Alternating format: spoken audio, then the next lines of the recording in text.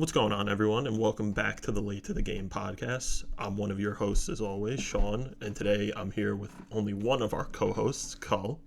This is true. If we had a video going right now, we'd pan over to the empty spot That still has a microphone. Awaiting for Tom. It's still got the mic ready, so whenever he decides to leave the state he's in and come back to his home state, the mics and the spot is waiting for him. Yeah, so just to give a quick touch on it for any of our fans, if we have any. Some subscribers. Tom, our boy, is in North Carolina right now, training for a new job that he's going for. He's going to be down there for the next 3 months, so me and Cole are going to try and hold down the podcast for a little bit, shoot a few episodes that we can put out. But best to our boy, and hopefully me and Cole can do some good stuff while he's gone. Yeah, hopefully there'll be some new guests too that you might get to meet. So yes. It might be a 3-man show, just a rotating third door of guests for the fans to check out some new voices, new perspectives. That's all important. Absolutely. But today we are going to be talking about a 2023 film that me and Cole were both very excited for a very specific reason. It's called Air. It's the story of Michael Jordan being signed to Nike and getting his own custom shoe and really building, I would say, an empire. The empire, but I was also going to say honestly, a sneaker empire. The sneaker empire for basketball players as a whole. And culture, basketball culture in general. Right. He really changed the game. People were getting Converses back Converses in the days. And stuff, but there wasn't anything as personal as what we're going to talk about today. 100%. So it was directed by Ben Affleck, who also stars in the movie as Phil Knight. He loves to do that. The owner, or not the owner, I'm sorry, the founder. The founder. CEO. And CEO of Nike. We also have Matt Damon, who plays Sonny Vaccaro, the key figure in this movie, the one who really... the protagonist of the movie. The protagonist. 100%. He kind of led the way on this signing of Jordan and building of the shoe. First thoughts before we went into the movie, Cole, what'd you think? Seeing the trailer, stuff like that, because I know we were both pretty excited for it. Yeah, no, I liked how it seemed like it has like that true 80s feel. It's supposed to take place in the year 1984. It really looks like the set pieces and designs, did that time period justice, as well as the music. I love that it's a true project and collaboration between movie star studs as well as good friends Matt Damon and Ben Affleck.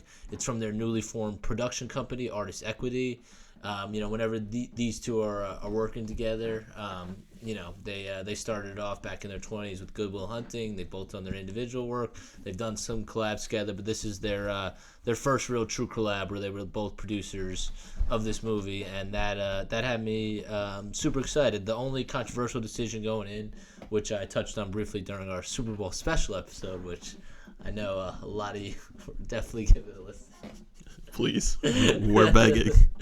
Anyway, it was the controversial decision to not really include MJ himself. He appears, but we only see the back of his head, and I believe he only has 2 speaking lines, which Sean has written down for us. He has 2 things, which we'll actually talk about the scenes a little more in depth in a little bit. But after the final signing of Jordan, we see Matt Damon's character, Sonny, talking to him on the phone, and you just hear him say...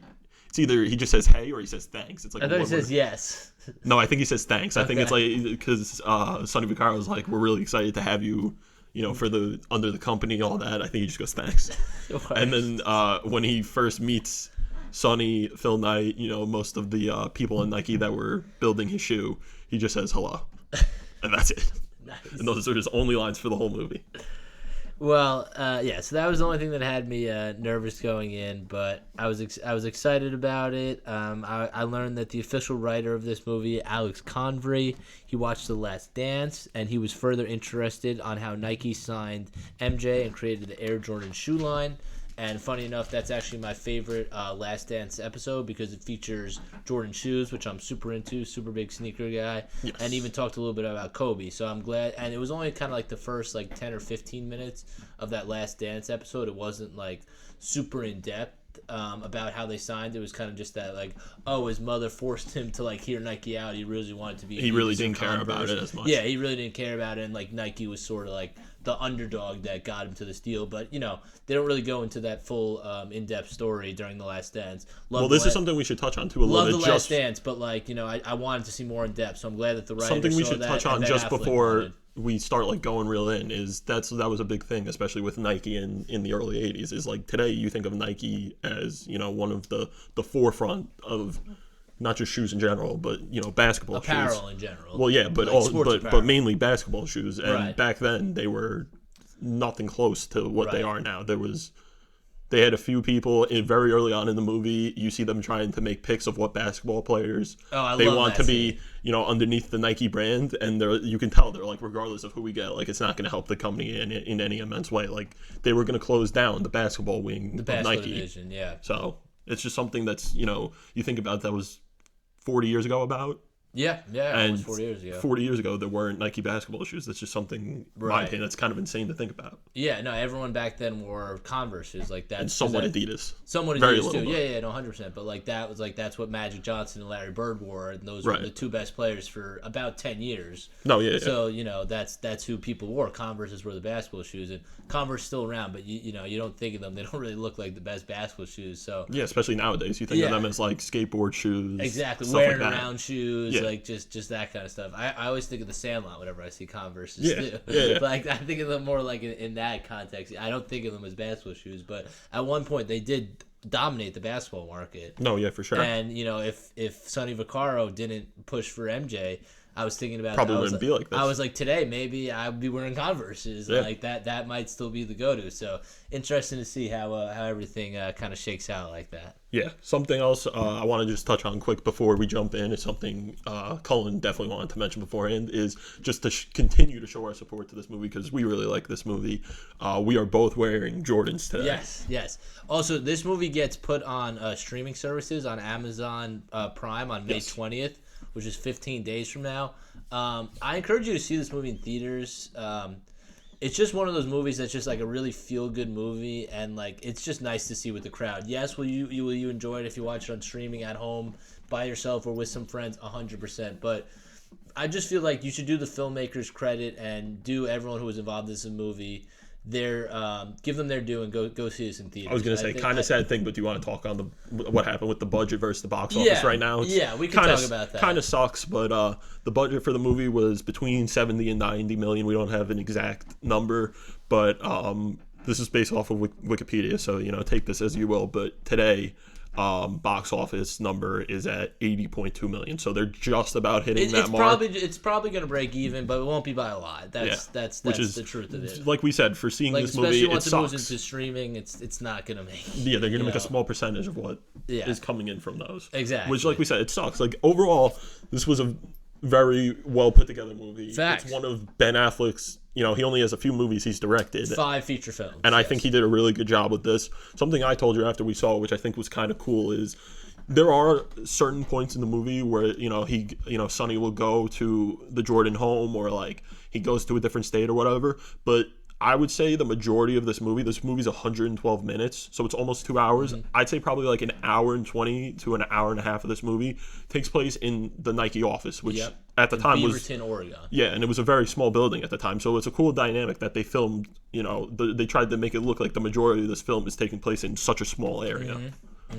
Yeah, no, 100%. And I read that a lot of the budget went to like designing set pieces, really trying to make the movie feel very 80s, Right. as well as going to the cast. I know they got Viola Davis, and I think she commanded a salary of like $20 million or something insane. I was gonna say pretty stacked cast. They have so Viola they Davis. had to pay the cast a lot. Yeah, Viola Davis, Chris Tucker, obviously Ben Affleck and Matt Damon, Jason Bateman, Marlon Wayans made a like brief cameo. I'd say he's in it for like 5 minutes. I thought he was going but to he be plays more like in the movie. who apparently was like a big assistant. He played an assistant coach of Jordan's '84 Summer Olympic team, and he helped Sonny like really make the call to push for him. Mm-hmm. Yeah, so he was an inspiration. we had a lot of big names in this movie. So so I'm just gonna say one more thing too. So Ben Affleck was apparently in conversations with MJ when they were setting up this movie and writing the script. And after he saw the script, he asked for 4 changes to the script, which I'm going to go over right now. So he asked that his assistant coach on the '84 Olympic team, George Raveling, who, as Sean just mentioned, was played by Marlon Wayans in the film, was that he be included in the film because he was a big part of, because he was friends with Sonny and was a big part of ultimately why Jordan was willing to give Nike a listen. Because they had they formed a bond when he was on that Olympic team. Howard White, which is the VP of Nike's Jordan brand, and MJ's personal friend in real life, who was played by Chris Tucker. He asked that he be in the film, and Ben Affleck got Chris Tucker in the film because the two of them are personal friends. And it's cool. He had somewhat a big role. Yeah, he did, and that for was something that Jordan just wanted him to show up. That was his first feature film role in almost 10 years. So he was actually almost pretty much out of the industry, and this hopefully gives him almost like a career rebound, a little comeback. I hope it does for him because I think he deserves it.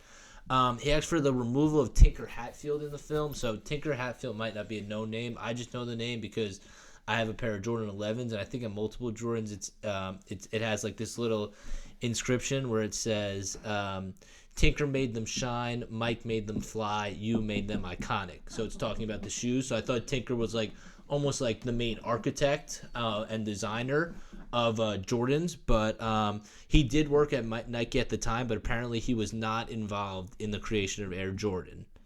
So, and then the last thing that MJ asked for was that his parents, James R. Jordan Sr. and Dolores Jordan's roles to be extended in the film, and he also asked for Viola Davis to portray his mother, which Ben Affleck went out there and obviously got her to portray his mother.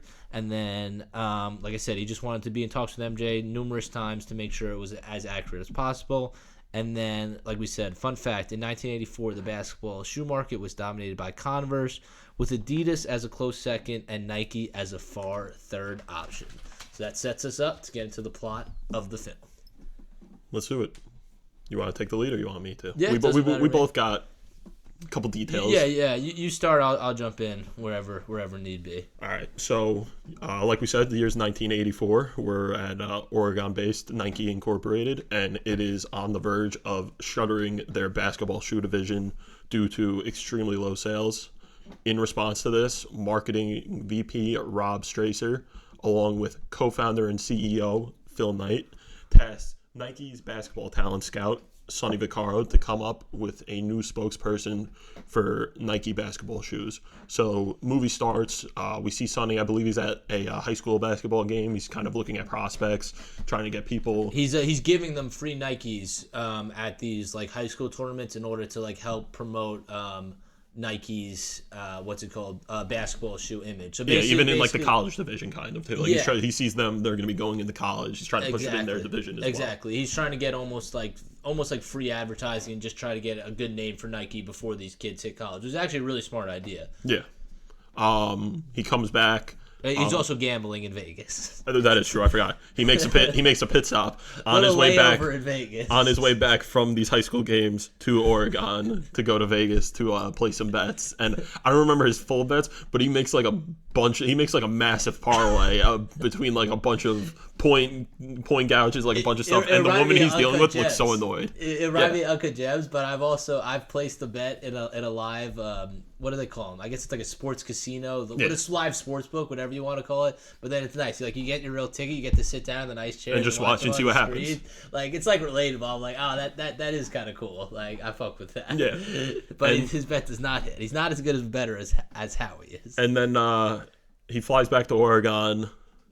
I don't think he doesn't stop at the gas station yet, right? That's after he goes to the company, and then I think the gas station's on the way home. Yeah. He's picking up some snacks. Yeah, because I want to talk about that a little bit too. His talk with the cashier, the gas station attendant. So he comes back. He's talking to Stracer. He goes into the meeting, and they're discussing the prospects that they're going to take for this upcoming season. I think their budget was $250,000. Yep. Their game plan is they want to take 3 players.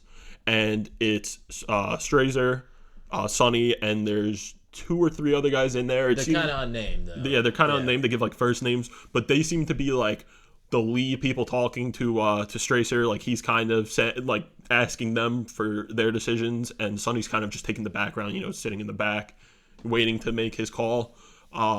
Do you remember their top 3 picks before? You got them written down? Yeah, so some of their potential targets are Auburn power forward and 5th overall pick Charles Barkley. Yes, good old I Chuck. forgot about that. Good old Chuck, who we are big fans of today. But I feel like that one was like kind of the under. I feel like there were 2 more that they were pushing over because yes. But then the reason they didn't want Chuck was character concern. Yes, that's which somewhat understandable. Which is somewhat warranted, but Chuck ended up having a tremendous career on the court. He was a tremendous player. One of the best rebounders for his size. One of the best players of all time to never win a ring. The star of Space Jam.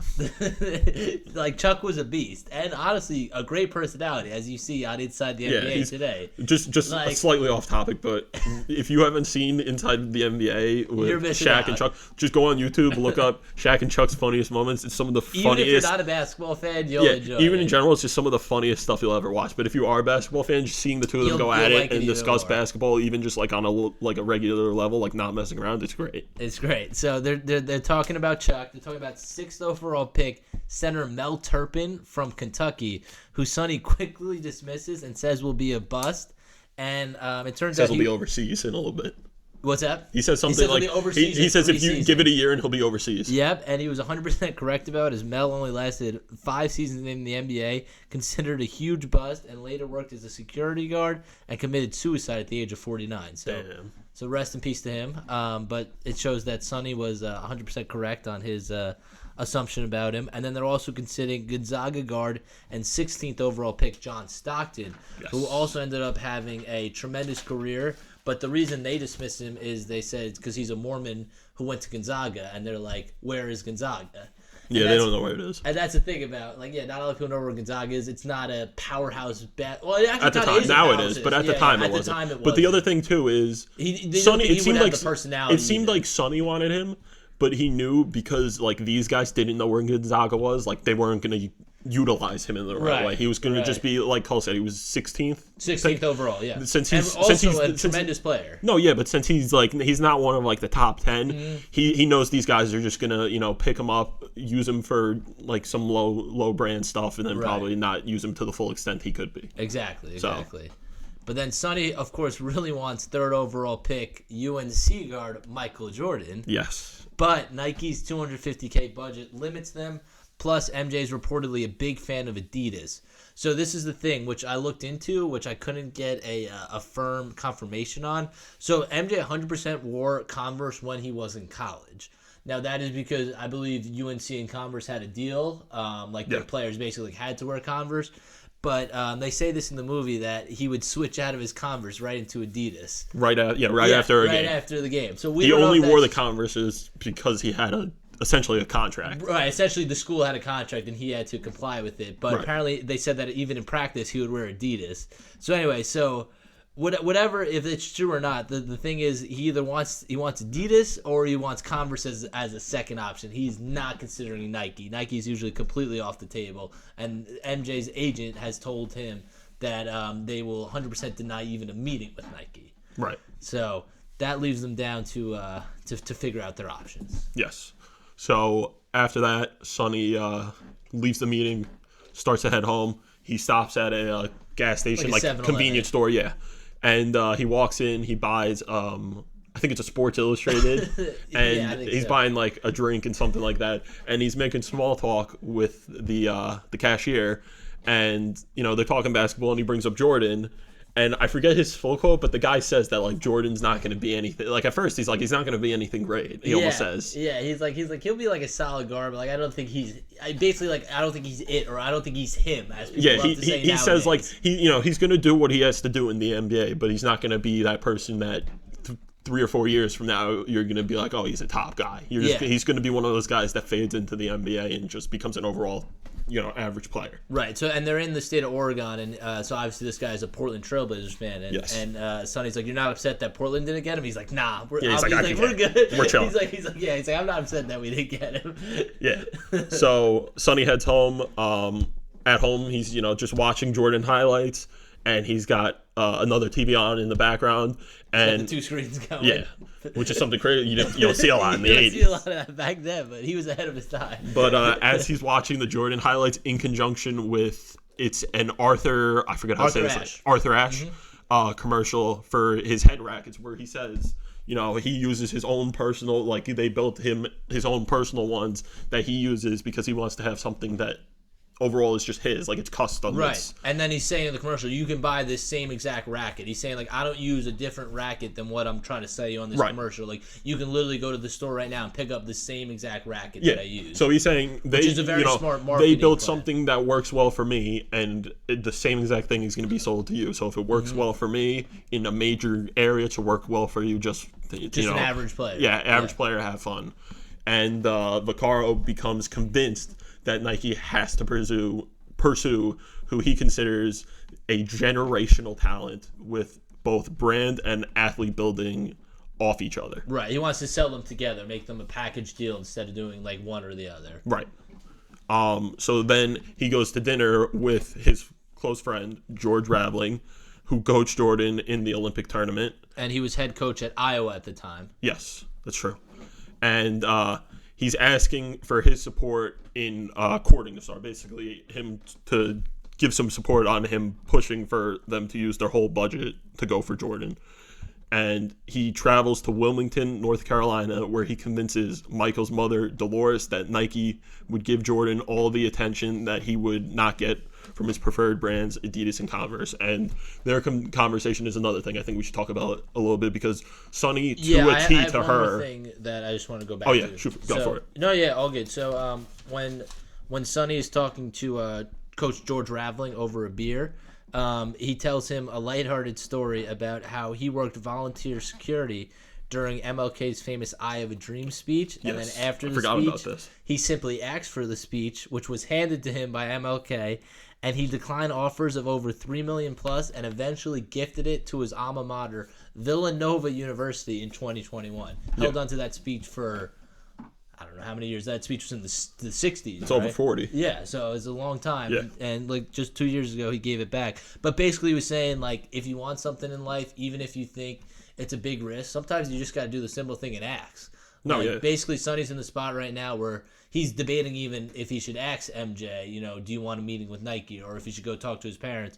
And Coach Raveling's like, dude, like, you just got to take risk in life. Like, just go out there and ask. And see what happens. And then this talk, as well as conversations with Howard White, who is Chris Tucker, about how the mother is usually in charge in these sort of African-American families, convinces him to drive down to Wilmington, North Carolina, and meet with Mr. and Mrs. Jordan in person. Now, go back to what you were saying. So Sonny pulls up.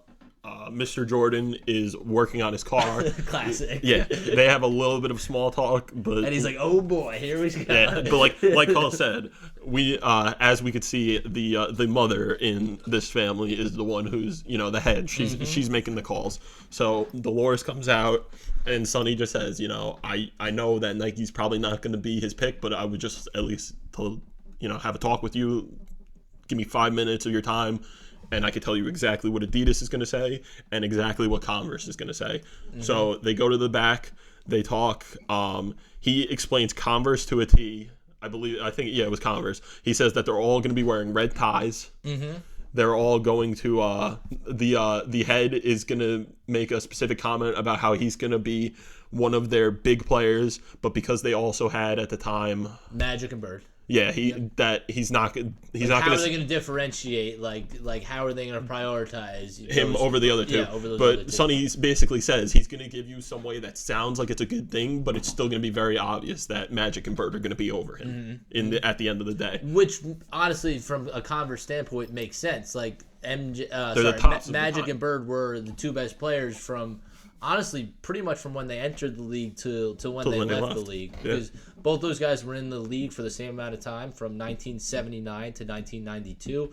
Both of their careers were cut short due to different unfortunate circumstances that both their careers were cut short. But basically for that, it's a 13-year stretch, but we'll call it a 10-year stretch. Those were the cream of the crop. Those were the two undisputed best players in the league. No, for if sure. It wasn't the Celtics winning the ring with Bird, it was the Lakers winning the ring with Magic and Kareem. Obviously, Kareem was up there too. But it makes sense, for Converse to prioritize those two guys over MJ at the time in 1984, because those are proven commodities. And although MJ looked like a star at college, he's still an unproven rookie who has 0 minutes of NBA experience at this time. Yeah. And then she asks about Adidas. And This it's scene's honestly hysterical. really funny scene. She goes, what are they going to say? And he does like a little Hitler mustache with his finger. And with a German accent, he goes, good evening, Mrs. Jordan. And she's like, no. She's like, stop. She's like, stop. She's like, just tell me She's what's like, tell gonna me in a happen." normal voice. So he says to her, honestly, their heads, you don't know who the number one person Because is. like it was like a was a family family. company, and like the father, whose name was Adolf. Yes, that was the other thing he says. He goes, well, when you have someone leading them called Adolf. He'd recently passed away, so there was like 3 or 4 kids. I think it was 2 sons and a daughter. 2 sons and a daughter. I I believe. believe it was 3 kids, and basically they were all technically put in charge, but that leads to a power struggle because at the end of the day, you kind of need someone to make the final call. making the final Yeah. call.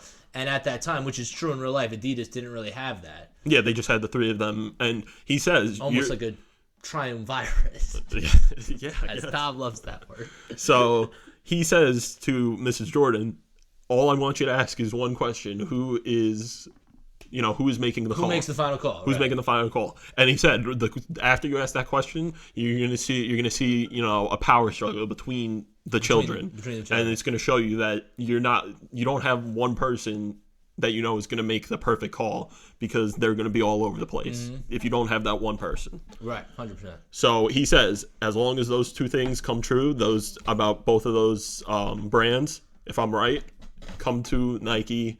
Take a look at what we got. Yep. And she agrees. She says, as long as that's what happens, Then we'll get a meeting with you. we'll set up a meeting. I'll give you a call. Well, she's gonna give the agent. A call. Yeah, the agent. I'll have Michael's agent give you a call. because Sonny went right under the agent. That's true. We didn't talk about that too. He talks to the agent. Who I guess he knows. I don't know if they went to college together. His name's David Falk. David Falk. Yeah. So they're old acquaintances. They speak for a little bit before he goes to meet Mrs. Jordan, and David straight up he gives him this full explanation. He's like, listen, you can't go to the mom. He's like the point of an agent is that you're not going to the family. But He's right. But the way he words it, it's like don't call. I think he says don't call the mom. So Sonny's like, all right, I'll just go fly and go talk to He's like, them. I'll go Fuck meet you. her. He's like, I'll go meet her in person. So once he after he meets with the mom, he receives a very negative phone call from David Falk. He and rips into he starts going off. He's like, you fucker. He's like, how dare you? And he's like screaming. And the whole time He's like, I'll make sure you never get a job again. And the whole time, Sonny's just holding the phone away from his ear. He's like, all right, I'll just let him go, and then we'll finish this off. I think it's when he's in the car with the car phone. He's like, yo, there's a phone in my car. It's all hyped up. But like we said, he's absolutely furious for him contacting one of his clients' families. He thinks it's gonna, help kill his brand if something ends up going wrong with this. And Sonny learns that the Jordans have ended up scheduling a meeting at Nike's Beaverton, Oregon headquarters the following Monday, which is after they're going to visit Converse and Adidas. Yep. So he finds this out basically, I guess it's like a Friday afternoon or a Friday night, because then him and Strasser spend the whole weekend in the Nike offices prepping for this huge Monday morning meeting. Yeah, so I don't remember if they end up going to Phil yet. I think Sonny goes to Phil and just mentions this is gonna end up happening on Monday, but if we do, we got to give him the full budget. Yes. He talks to Phil first. Phil goes off at first. He's like, we're not giving one guy the entire budget. And he's like... And then Sonny calls him out. He's like, I thought this was I thought you could be like the old Nike days where you took risk. Yeah. And he just completely calls him out. He does. But then I forget the full quote, but Phil says, when I make my real decision, I know it's going to be the call I'm going to make when I go out and take runs. Because apparently Phil Knight was big on going out and making just taking a run. Hey, a nice run clears your head. I get it. But he's like, let's set something up. Let's make a game plan and we'll go from there. So Strasser and Sonny start preparing their pitch while requesting shoe designer Peter Moore to prepare a prototype. So Peter Moore is basically the Tinker Hatfield in this scenario. He's the one that you see, building the shoe. Coming up with the game plans, all that. And when they ask for the name of the shoe, when he finally comes up with the final design, which for anyone who hasn't seen the original Jordan, just to give it a little bit of a description, it's a mid shoe that is white and red primarily with some black in it. The swoosh is black, And something that we will touch on in a little bit is normally there wasn't that much color on basketball shoes. So when they had to be white. Yeah, they had to be white. 50% white. So when they see this shoe, they're like, oh, I don't know. They're like, that's a big risk if we do that. But they're like, if he decides to wear these, the NBA is gonna fine him $5,000 every game. So Sonny's call is. Sonny's like, that's fine, we'll pay. That's for fine. Them. Nike will pay for the fine. He's like, it'll help us because basically we're making a statement. We're making a NBA. statement, and it's like one of those, any press is good press. Like they'll get Nike basketball shoes talked about way more. Yeah. If they're the first ones ever, willing to pay fines. Yeah. So and I don't know, the NBA even today they have some like stupid rules about what you can and can't do. Like I remember JR, it was either he had a Hennessy. No, sorry, not Hennessy. Oh, Supreme. It was Supreme. Supreme. That was yes, Supreme, yes. Yeah. And anyway, he ended up getting a fine for it. So anyway, stupid stuff like this, the NBA still kind of does nowadays. That was the whole point for my ramble on. I'm not a Supreme guy, so I couldn't think of it right away. No, yeah. But yeah, so they're not willing to. Sonny's just making the call. But like we said, it's going to be a statement if they end up paying the fine every single game for Jordan to make an impact in wearing these shoes. And when they ask more what his idea was for the name of the shoe, most shoes in Nike at the time were Nike Air, Air something. So he goes Air Sole technology. So yes, so he goes, I'm feeling Air Jordan after, like Cole said, the Nike Air Sole technology. Another thing that's kind of interesting is while Sonny is on the phone with David Falk, when he's going off on him, he also says Air Jordan, but it's in like a more like he's not saying it in like a nice way. It's before the shoes built. Sarcastic. He's saying like, what do you think? You're gonna make the Airs? You're gonna make the Air Jordan? Like you're gonna become the guys? Like he's going off about it. And Peter Moore didn't know this, at least from what the movie shows us. He's just he came up with the idea, like just made the call on it. And Sonny's like, I don't know if we could do that since Falk said it to me. And then he gives it a second. He's like, fuck it. We're going to call it Air Jordan. I don't care. I'll deal with it when the time comes. We'll see what happens. So in the meantime, while the guys are there, spending the time making the shoe, sleeping at Nike HQ. At Nike HQ, we cut to Knight, who is taking one of his morning runs, thinking about it. And he comes up to his office. Sonny's sleeping on a couch in the upstairs in the top floor, and he says to Sonny, fuck it, we're going to take the risk. I'm accepting the idea to assign the basketball division's entire $250,000 budget to get Jordan on. He's saying, fuck what the board of directors thinks. I'll deal with them, and that this is like the old days of Nike where we just go for it at all costs. Yeah, and we just, we got to do what we got to do. So the meeting happens. Jordan comes. Well, first we see the Converse and Adidas meetings, and like Sonny called on, they're literally what he said was going to happen happens to a T, basically, and that's why Mrs. Jordan's like, all right, this guy knows what he's saying. Yeah, he's got an insight into how the industry works, so he's not a complete bullshitter. Yeah. So they come to Nike Inc. The meeting starts off kind of not on iffy. The best foot because the only one really carrying the meeting at this point is Howard White, because he's the only other black guy in the room, and he's making MJ and his parents feel comfortable. Yeah, Sonny's doing a good job, but like he walks them in, he walks them through the facilities, they see everything. He he introduces them to Howard White, and then he also brings them into the conference room to have the talk about it. They meet Rob Stracer, and then they're kind of just sitting there waiting. Because Phil has to enter the meeting exactly 7 minutes late. Yes, they came up with this game plan. Idea that they came up with this game plan to have Knight come in 7 minutes late exactly to not. He doesn't want them to think like he doesn't want this, like he's showing up late, like because you're not important. He wants it to show that they're busy and they've got stuff going on. He's got another big meeting, but he's very prioritizing committed. This one. Yes, which is bullshit. He's not. Yeah, he's probably just sitting up in his office. He's probably on one of his runs. He's probably on his watch counting down the minutes. But it's it's felt like a very Ben Affleck move too. Yeah, it kind of is. Phil Knight move. But it's giving some like awkwardness because, like Carl said, Howard White's just trying to like keep the family not like schmooze them, but just like he is a little bit. He's trying to make them comfortable, trying to keep them involved. Yeah. But Rob and Sonny are kind of just sitting there like, all right, where the fuck is he? Like, Like, they're not counting the minutes. They're just bugging out. So he comes in, they sit down, they start to talk. They show him what the shoe is first. And then they give him a brief video that's kind of just like highlights of Jordan himself. And they're kind of like, it's almost like their first commercial that they're going to do with the Jordans if he chooses to go with it. And yeah, which Nike's marketing team put out a tremendous amount of Jordan commercials after they signed him, but this like introductory video, it was just not it. It didn't look at all.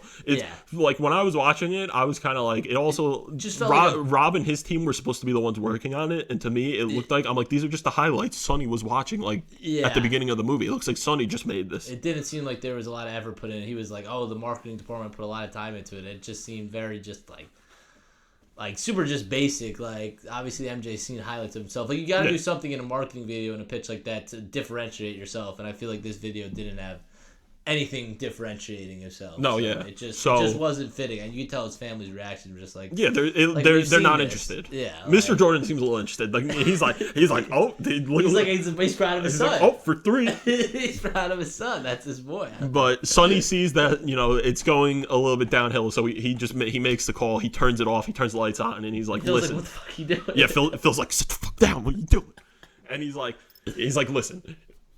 You're just, if you sign with Nike, you're gonna be greatness. Like, and it starts cutting through all these scenes of the actual Michael Jordan through his career, all the stuff that he went through. His dad's death. Unfortunate death. He was murdered. Yeah. Yeah.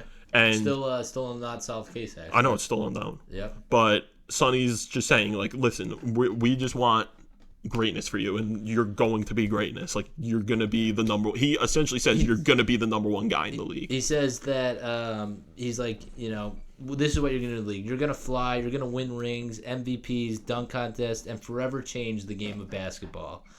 And this is almost like a groundbreaking speech. This is just one of those speeches that like almost give you chills when you're watching, because it's like an impromptu speech, but Matt Damon's delivery, here is just impeccable. It makes you wanna go out there and start hooping. Like, it makes you want to go out and buy a pair of Jordans. Or buy probably part of the plan. Or buy a pair of Jordans, exactly, which might have been part of the plan, but and you could see it coming. But it's still just it's a great speech, and obviously they're trying to sell a story here where we know the final outcome, but it's still cool to see. And I read that Sonny in an interview, and he said that he did actually stop the meeting to give this sort of speech. So it's cool that that's it's accurate. Yeah. And that this is this was his final pitch in order to try to get MJ to sign with Nike here.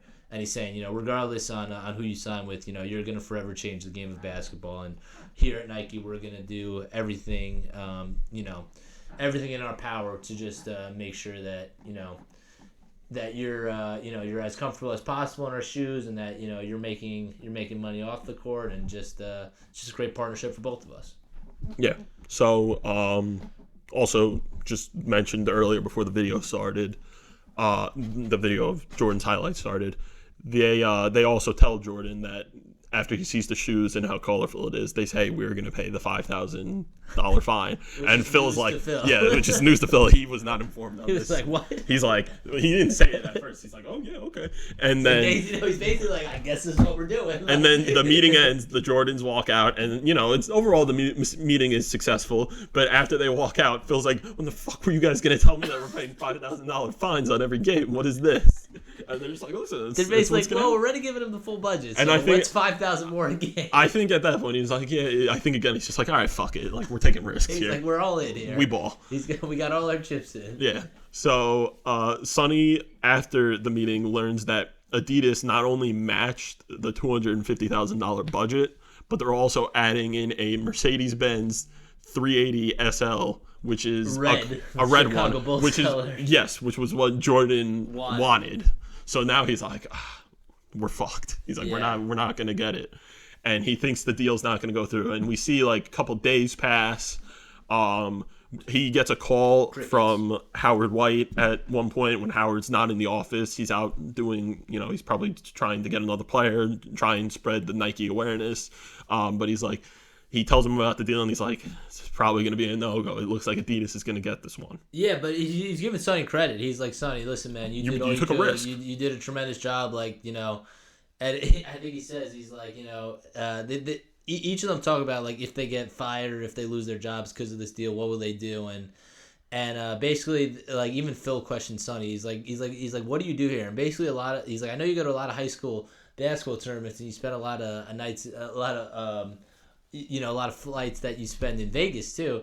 Yeah, he calls him out for the gambling. Yeah, he calls him out for it. And basically, what Sonny does at Nike isn't really like typical stuff that you can put on a resume. Like Sonny alludes to that, like what he does for their basketball division is kind of very specific, very kind of niche thing that he does. So everyone else will be fine. Rob Strasser will be fine. Howard White will be fine. But if this deal doesn't go through, like Sonny, also I read in real life, was very much at risk at losing his job here. Because something they talk about too is Rob Strasser. He might be fine, but also he was very concerned that he might not be fine. He makes small talk while they're in the office at one point that during when they celebrate his birthday. No, before that, when it's just at night, one night, I think Peter Moore is like working on the shoe, and him and Sonny are taking a break. They go up to steal food from the from like the gift shop thing that they have there, and he's like, we don't gotta pay. He's like, we're employees. It's after hours. It's after hours. It's on the house. But he says he's like, I get my daughter. Me and my wife are separated. I have a daughter. I get my daughter Jordans every chance I get, and if we lose this, I'm not gonna be able to get her shoes anymore. And it's one thing that helps me really bond with her. Love me. Or yeah, he says it's something that really helps show my I'm hardworking, and so these guys have chances of getting other jobs at some places because they have the resume. Like Cole said, Sonny didn't. Sonny was fucked if they lost, no matter what. But these other guys, it's a 50-50 chance they could get a job somewhere else. They could get reassigned in Nike. You never know. Phil Knight was going to be somewhat good regardless. I mean, he's gonna take a hit from losing the basketball. But he founded a $1 billion company. Yeah, he'll be all right. Yeah, he's going to be all right in some way. He's still going to have a job, but it's a big problem. It's a big risk. But after there's a lot of we see Sonny's concerned. They're not gonna get the deal. He gets a call from Dolores, who tells him Michael will sign with Nike, but there are two conditions. The first one is they buy him the Mercedes-Benz, which Sonny, I think, again, is kind of just like, fuck it, we're taking risks out here. We ball. We'll buy him the Mercedes-Benz. He's like, we'll probably make the money back. The Mercedes 380 SL that MJ so badly wanted. And just for car people, it's convertible. So. Mm-hmm. And the other condition is that he earns a percentage of every Air Jordan sold, which at the time, players were not receiving a percentage on their shoes at all. So Sonny's like, I don't know if we could do that. He's can't. Like, this is not how deals work. Yeah, he's like, he says it like 3 or 4 times there, and he's trying to be like respectful, but you could tell the mom's like, she's being, like we said from the beginning, she's being the head of the house. She's pushing. He's like, well, at first he's like nervous. He's like, well, we don't do that because, and she's like, yeah, but you'll do it for my son. And he's like, oh, ma'am, we can't do that. And he hangs up with her. And he's like, we lost the deal, whatever. He goes up to Phil Knight and he tells him, he's like, she was only going to do it if we earned a percentage, if we give her a percentage of what we earn from each Jordan. And you see Phil take like 2 seconds and he goes, fuck it. We've been taking. It gives him the green light. He's like, fuck it, go for it. We're taking risks out here. As one of my close friends says, basically, fuck it, we ball. Mm-hmm. And just give him the deal. Let's see what happens. So they make the deal, and even though Sonny thinks the company's higher ups would not accept this, like we said, Knight just makes the call to ensure that the endorsement works. And an epilogue reveals to us that Jordan exceeded Knight's expectations, which was originally that they were going to make $3 million in sales in year one. Yep. In the first year, yeah. In the first year alone, they made $162 million, and it became a steady source of income for Jordan. He could have stopped playing basketball very early on and made a ridiculous amount of money just from the shoes alone, but just a very just insane thing, especially like we said. Nowadays, you don't think of it as basketball. Like, basketball shoes make millions, but $162 million in your first year as essentially a rookie. That deal still earns him over $400 million in passive income. It's one of the most successful two-way deals of all time, and it wouldn't have got done if all these important characters, real life people that we saw in this movie didn't take risk, didn't make sacrifices, and, just didn't even have conversations. Just didn't even have exactly. Like we said, George Raveling not having that conversation with Sonny. We don't know if we'd be seeing this today. Exactly. So, we don't know if we would be wearing Jordans on our feet right now. No, I know. I remember watching when I saw the movie. I was wearing Nikes, and I was like, man, yeah. If this deal didn't go down the way it did, I'd probably be wearing Converse, and that just wouldn't be the move. Yeah. So it's interesting how it all went down. I thought honestly every scene of this movie was even though the final results still pretty captivating. It was pretty good movie storytelling from the get-go till the final whistle blew. And at the end of this movie, they say that Jordan became the greatest player of all time. Yes. The GOAT. So we have to have a debate time. Who is your GOAT and why? Mine, personally. Yes, personally. We're talking basketball. We're definitely talking I'm basketball. just saying, because you didn't say basketball, you just said the GOAT. That could be the greatest person of all time. No, but basketball, mine is 100% Jordan. And why? There's today, especially, everyone has their own opinion, but you see two main people are debated as the GOAT, and it's Jordan and LeBron James. Mm-hmm. And I just feel like you can't compare the two. Basketball is a different game, today, and 100%. LeBron does, he does a ridiculous things today. But like I just said, the game is different from when Jordan was playing, and Jordan was breaking down walls during his time, and he did a lot for the sport. Not only this whole movie is just a perfect example. If Jordan didn't have the name he did and play the way he did, none of this would have mattered. None of this would. LeBron wouldn't have his own shoe. Facts. You know what I mean? No, facts. He opened the door for a lot of things to happen for players. So not even just on the court, off the court, he did a lot of good things to help out players. And some controversial things. But that's all basketball players. LeBron does the same thing. No, 100%. Like neither. No person out there is perfect and makes the right decision 100% of the time. Someone's always going to make a wrong call, and especially this is the other thing too. But I was going to say, when you're in the limelight, even if you make a small wrong decision, mishap, it's going to be big. The news is going to make it a bigger deal than what happened. 100%. 100%. Who's your GOAT? Well, I'll tell you why, but the reason why I asked is, like we said, this movie makes a statement of it. They're saying he is. They're saying he is. Which, like I just said, which I think Cole agrees. This is something that's up to debate for. Anyone. It'll always be. Like I said, it's the big one you see is Jordan and LeBron, but. You can argue Kareem. You can argue. Some people argue Kobe. I don't hate that. There's plenty. I love Kobe. Listen, even if it's just your favorite player and you see a lot in that person, you could debate. People nowadays could say Giannis. True. Giannis might be in that conversation from when we were first started watching, not even first started, but when the Knicks were huge, you could say Carmelo. I love Carmelo. That's what I'm saying. No, but he could be our goat. No, to me, he's not. But for some person, Melo could have been the first person they ever seen play. Facts. Saw him do amazing on the Knicks, seen his career, and been he's the GOAT. Mm-hmm. So it's something that it could be anyone. No, at one point, Melo versus LeBron. I was talking with one of my friends about this the other night. But Melo versus LeBron, they both were rookies at the same time, and.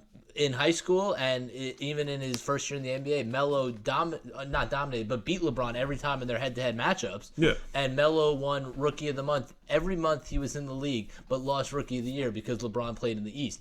But people don't tell you, Melo actually led his Nuggets to the playoffs his rookie year. LeBron did not lead his Cavs to the playoffs. So who really deserved the Rookie of the Year? At one point, Melo versus LeBron was a legitimate debate. No, yeah, obviously, for sure. It's not. Nowadays. It's not anymore. Melo was on the bench at the Knicks game the other day. Hey, listen, the Knicks gave him an inscription that said New York Knicks legend, and they didn't give it to Amari, and I 100% agree with it. Melo was 100% a New York Knicks legend, and it was great to see him going crazy for the Knicks. Yeah, that brought a smile to my face as a huge Melo fan.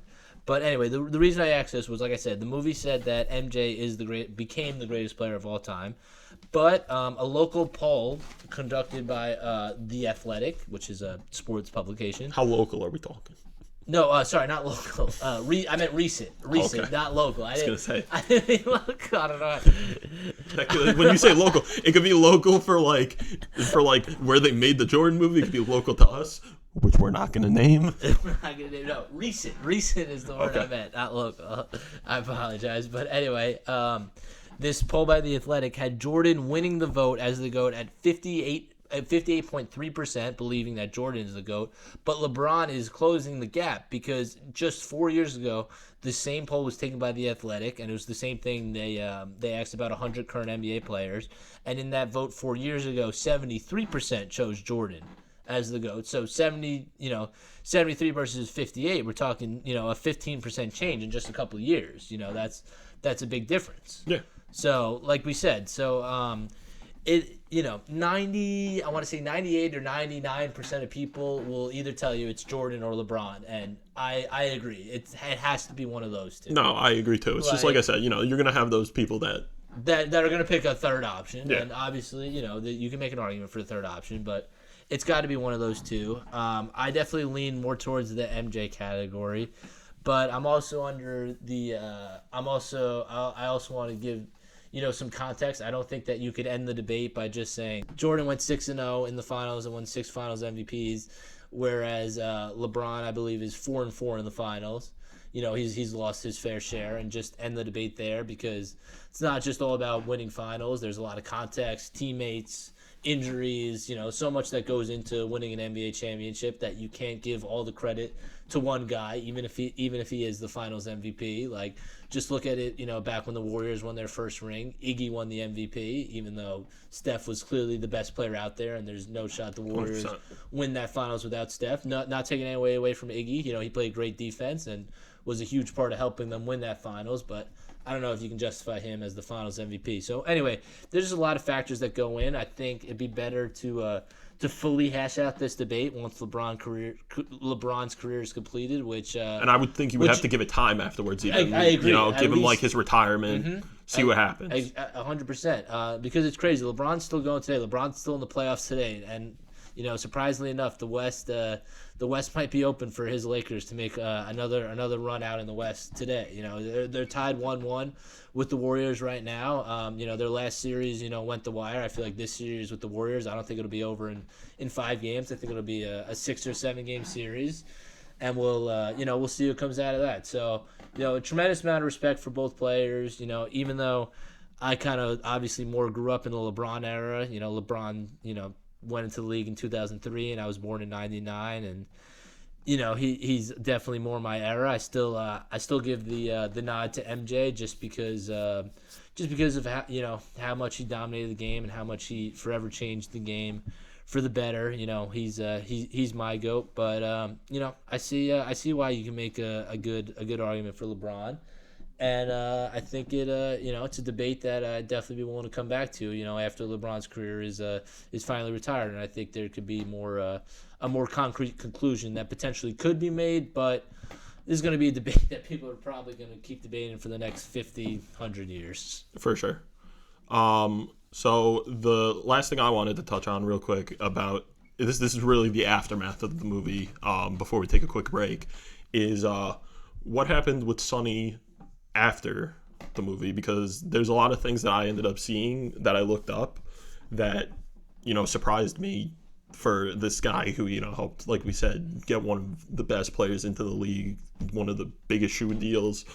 So after the movie, shortly after they signed Jordan, Sonny Vaccaro's new venture with Nike was the establishment of the ABCD camp, a youth basketball camp for the nation's highest ranked high school players. The camp was created in 1984, so literally same year. Yeah, basically right after they got Jordan signed. And college basketball coaches started attending as part of their way to recruit players into the college teams. And so it's basically like an earlier, almost like showcase sort of. Basically, call it. Yeah. A precursor almost. Some of the people of note that came out of this camp. And also, let me just say real quick, it operated until 2006. That's when they basically shut it down. Gotcha, and it became known as one of the top events for high school basketball in the country. Oh, word.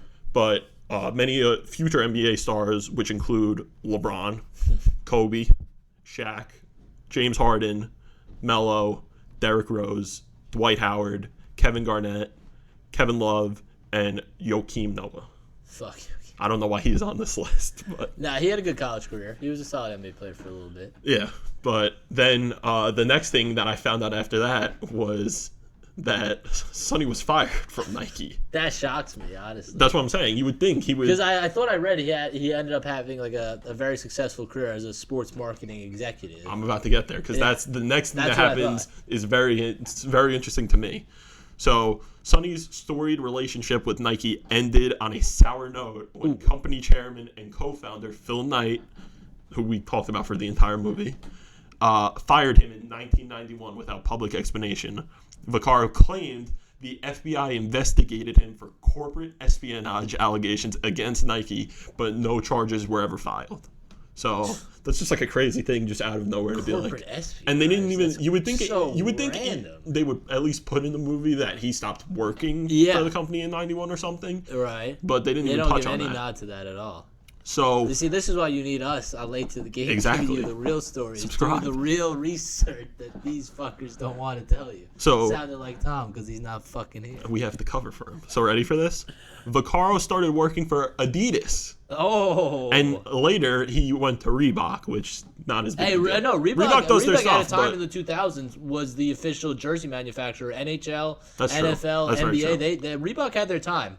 and Not really anymore, but they had their time where they were very popular. 100%. No, they were yeah. at the top at a time. so he continued running the ABCD camp, which, like I said, it went till about 2006, with his new employees as sponsors. So I guess Adidas and Reebok ended up sponsoring the league. So that's also probably where he was, making some money from it.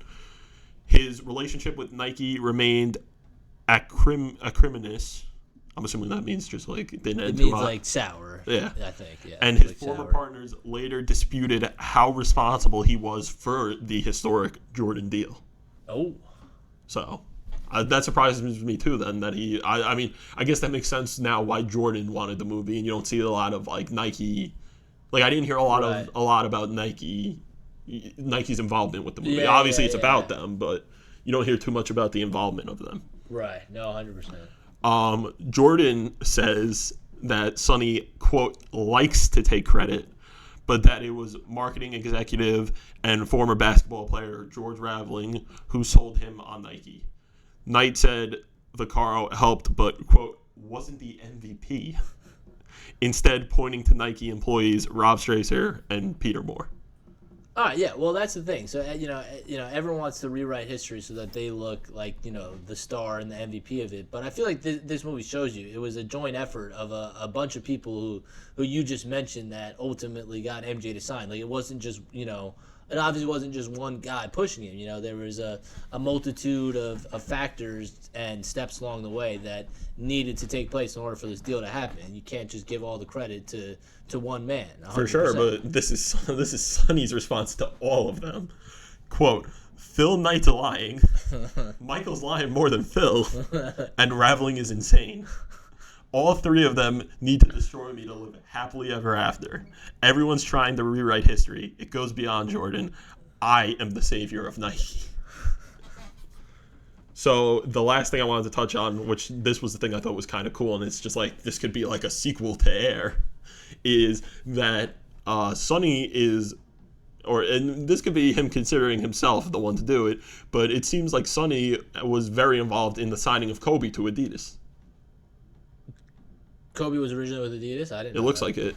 Because Kobe eventually definitely ended up with Nike. No, I know. I have his Nikes. Yeah. But it says one of Sonny's biggest successes at Adidas was signing multi-million-dollar shoe contract with Kobe Bryant in '96. Oh, that's baller. Who had impressed If it's him true. at the camp.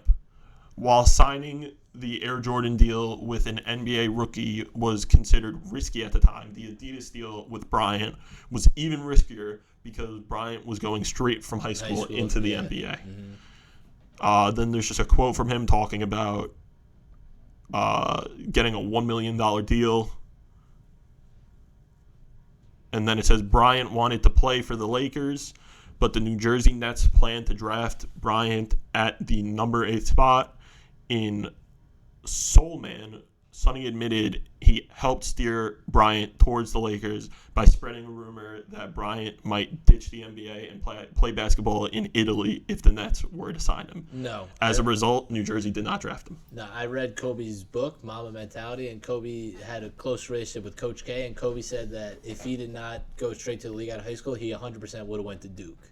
Kobe would have went to Duke, not. Well, I think if anything, this shows that Sonny was hyping himself up. This isn't them saying that's what was going to happen. This is Sonny saying that would happen. No, I'm saying. So I think if anything, this somewhat proves that Sonny, like you said, Sonny was not the sole person to get that Nike deal to happen, but he's giving himself way much more credit than he should. And listen, he obviously was involved in this deal somehow, and that could obviously give you more of an ego, and that's just how things go. It's easy to let successes get to your head, and obviously, playing any part in getting Jordan to sign this, shoe deal with Nike was a huge success. So, credit to him for doing so.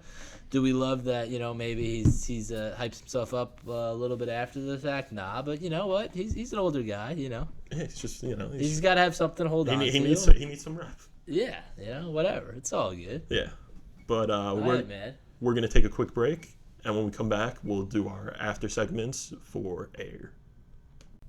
We're back from a quick break. Just got done chilling. All right, we're going to go into some other segments. We're going to call this Let's Talk Shoes. We're going to name... This might become a new running segment now that I think about it. Because It might be fun. It's just a me and Sean thing. Tom wouldn't know shit about what we're talking about. So. He will. We're getting him there. The day before he left, we were talking shoes, and he was getting pretty hype about them. Yeah, it's hard. It's hard if you're a guy to not get hype about shoes. It's also hard, I will say, for Tom, it's hard. It's hard to learn at first, 100%. Not even that. It's hard, like, if you don't know, like, a large amount. Like, when I first was getting into it, I was like... I have no clue what the fuck you're talking about, Yeah, bro. I know. You hear people talk about it, but it's weird. Like, and it sucked for me working at a shoe store because people would come in and ask me about specific things. I'd be like, bro, I have no fucking clue what you're saying. Just speak English. It's weird because I've had, I want to only call them, 2 real spurts where I've been, into shoes where, I kind of, consistently bought them. And that was when I was, 13 years old, when I was in, 8th grade to, the start of 9th grade. But then once Christmas of 9th grade came, after that, for a while, I wasn't into shoes at all again until 2020 when I was locked in because of COVID. And then I realized all the sneakers I had. And then during that time, I bought 2 or 3 more pairs. And then even since then, I've gotten maybe one pair for Christmas. But I haven't, I've followed it a little bit more. But really since 2020, I want to say March to August or September. Ever since then, I haven't really bought or really been too into them since. So it's really only been like 2 spurts for me. But it's funny, even if you just have 1 spurt and you learn, none of that kind of knowledge just gets out of your head. You could just be like, not even if it's spurt. It's if you just go out, me. My whole thing is I try to. I'm at that point now where because the nice shoes we get are so expensive. So fucking expensive. I try to limit myself to 1 or 2 a year. Bro, that's why I even tell people it's honestly not worth getting into if you're actually spending money on shoes. You know what I mean? I think it's worth getting into just to learn about it for the culture. I think it's worth getting into. For sure. But for actually buying them, whether you're 13 or 23, it's still not worth it. No matter it's what such money a tough you're making, thing because it's not. I can at least know for you and me, it's we buy the shoe and then it's for me at least, I know 1 or 2 things that's gonna happen. Either they're gonna sit in the box until one day I'm just I just give up. Fuck it, if they get dirty, they get dirty, whatever. Or I'm gonna keep an eye on them on shoe selling websites. For anyone who doesn't know, StockX is a big one, but StockX isn't always reliable. The one I use is GOAT. GOAT's more reliable. I've heard, yeah. I just keep a track on the prices, and if something ever goes to a ridiculous amount, absolutely over $1,000, if it's not a shoe that I'm die hard, I need this. There are some shoes I own that I'm obviously I'm gonna wear them. They're nice, but I'm not if they went up to $1,000, I'm fuck it, I'll take $1,000. I can buy another shoe with it. Yeah, facts. So I'm in that boat where it's right now, I like them so much that if I got them dirty, it would kill me. The ones I have on right now, and even the ones you have on right now, we don't wear them out of the house because if they get fucked up, I'm gonna be pissed. No, I wore these. So the ones I'm wearing now, I'm wearing Jordan Black Rate 5s, and I got them back in 2013 at SneakerCon. Actually, funny enough, and I bought them for $240, and I wore them probably like 3 or 4 times that summer, and maybe since then only like once or twice. Probably only wore them like 5 times total. So they look really nice and new. But yeah, no, they're just they're just a pair I care about. I spent $240 on them, so I'm not I'm not really trying to actually play basketball in them or wear them out. And some people might question, like, oh, why do you spend the money on it if you're not going to wear them? It's like, well, like, a lot of people, like, buy and collect things that, like, you kind of just, like, display. Like, I have them in, like, nice, like, display cases in my room. Like, I consider myself more of a sneaker collector than, like, an expensive sneaker wearer. Right. And whatever. Some people might want to get on me for that, but, like, bro, I don't give a fuck. It's your sneakers. Like, do what you want with them. You want to wear them a lot? Fine. You want to not wear them a lot? Fine. Like, it's your fucking choice. Like, you know what I mean? Like, yeah. Like, I don't know. I don't judge. Like some people wear their nice J's to work, and I'm like respect, like nice shoes, but like at my workplace, like I wouldn't want to do that personally. That. Yeah. Like, you know what I mean? That's, after the mistake I made, I cannot do that. Like that. I mean, that's just me though. Like I respect people who do wear them. Or like if I see someone wearing some nice J's to work, I'll always compliment them. Like, bro, like fresh sixes. Like I have this pair of sixes, or fresh fours. I've always wanted a pair of fours. Like I'll always like start the conversation with. No, someone. Yeah, it's definitely a topic that's like good to talk about. Yeah, exactly. One thing I want to ask, because you just brought it up before we start going into all of them. What do you think is the cheapest you've gotten like a Heat pair of shoes, and what's the most expensive you spent on a Heat pair of shoes? Cheapest. You don't have to say them yet because we're going to talk about it. I've gotten multiple for either like 160 or 180, like retail price. Like I've gotten at least 3 or 4 for retail price. Like I've just got to pay tax and shipping on top of that, so it's another 20. Yeah, but that's not like it's not like you're adding on that. It's something that you're going to pay regardless. Right. Exactly. And then I think the most I've spent is I think it might be on the ones I'm wearing now, which, like I said, I paid $240, which I think was $80 over retail. So I haven't like spent like a crazy amount on sneakers. I don't think a lot more. I can't say I'm jealous.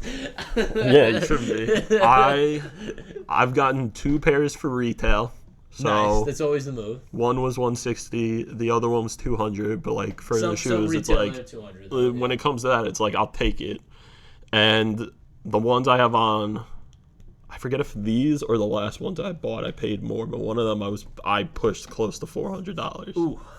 So I mean, I'm probably but it's also one day, so this is the one thing I will say about GOAT, and it's not really their fault. It's because it's such an expensive shoe that when you add tax on, it's just tax kills it. Yeah. But like the shoes were like $285, but once you add on tax, shipping, and all of it on that end, once it's not a retail shoe, you're gonna be pushing a lot more. So like I said, I was really. It's like buying concert tickets. It's like, they're not too bad, and then you get fucked with like $60 fees. No, yeah. It's like so that's what I'm saying. Like I see $285, and I'm like, all right, for $200 shoes, that's $80 above retail. Right. I'll take it, especially because it's gonna go up. Right. Or you think it's gonna on the first $100 over retail? Yeah. But I'm sure. But like the thing is, like you also think like on the first day, if a shoe comes out and you're looking at it day one and it's already at 80, you're like.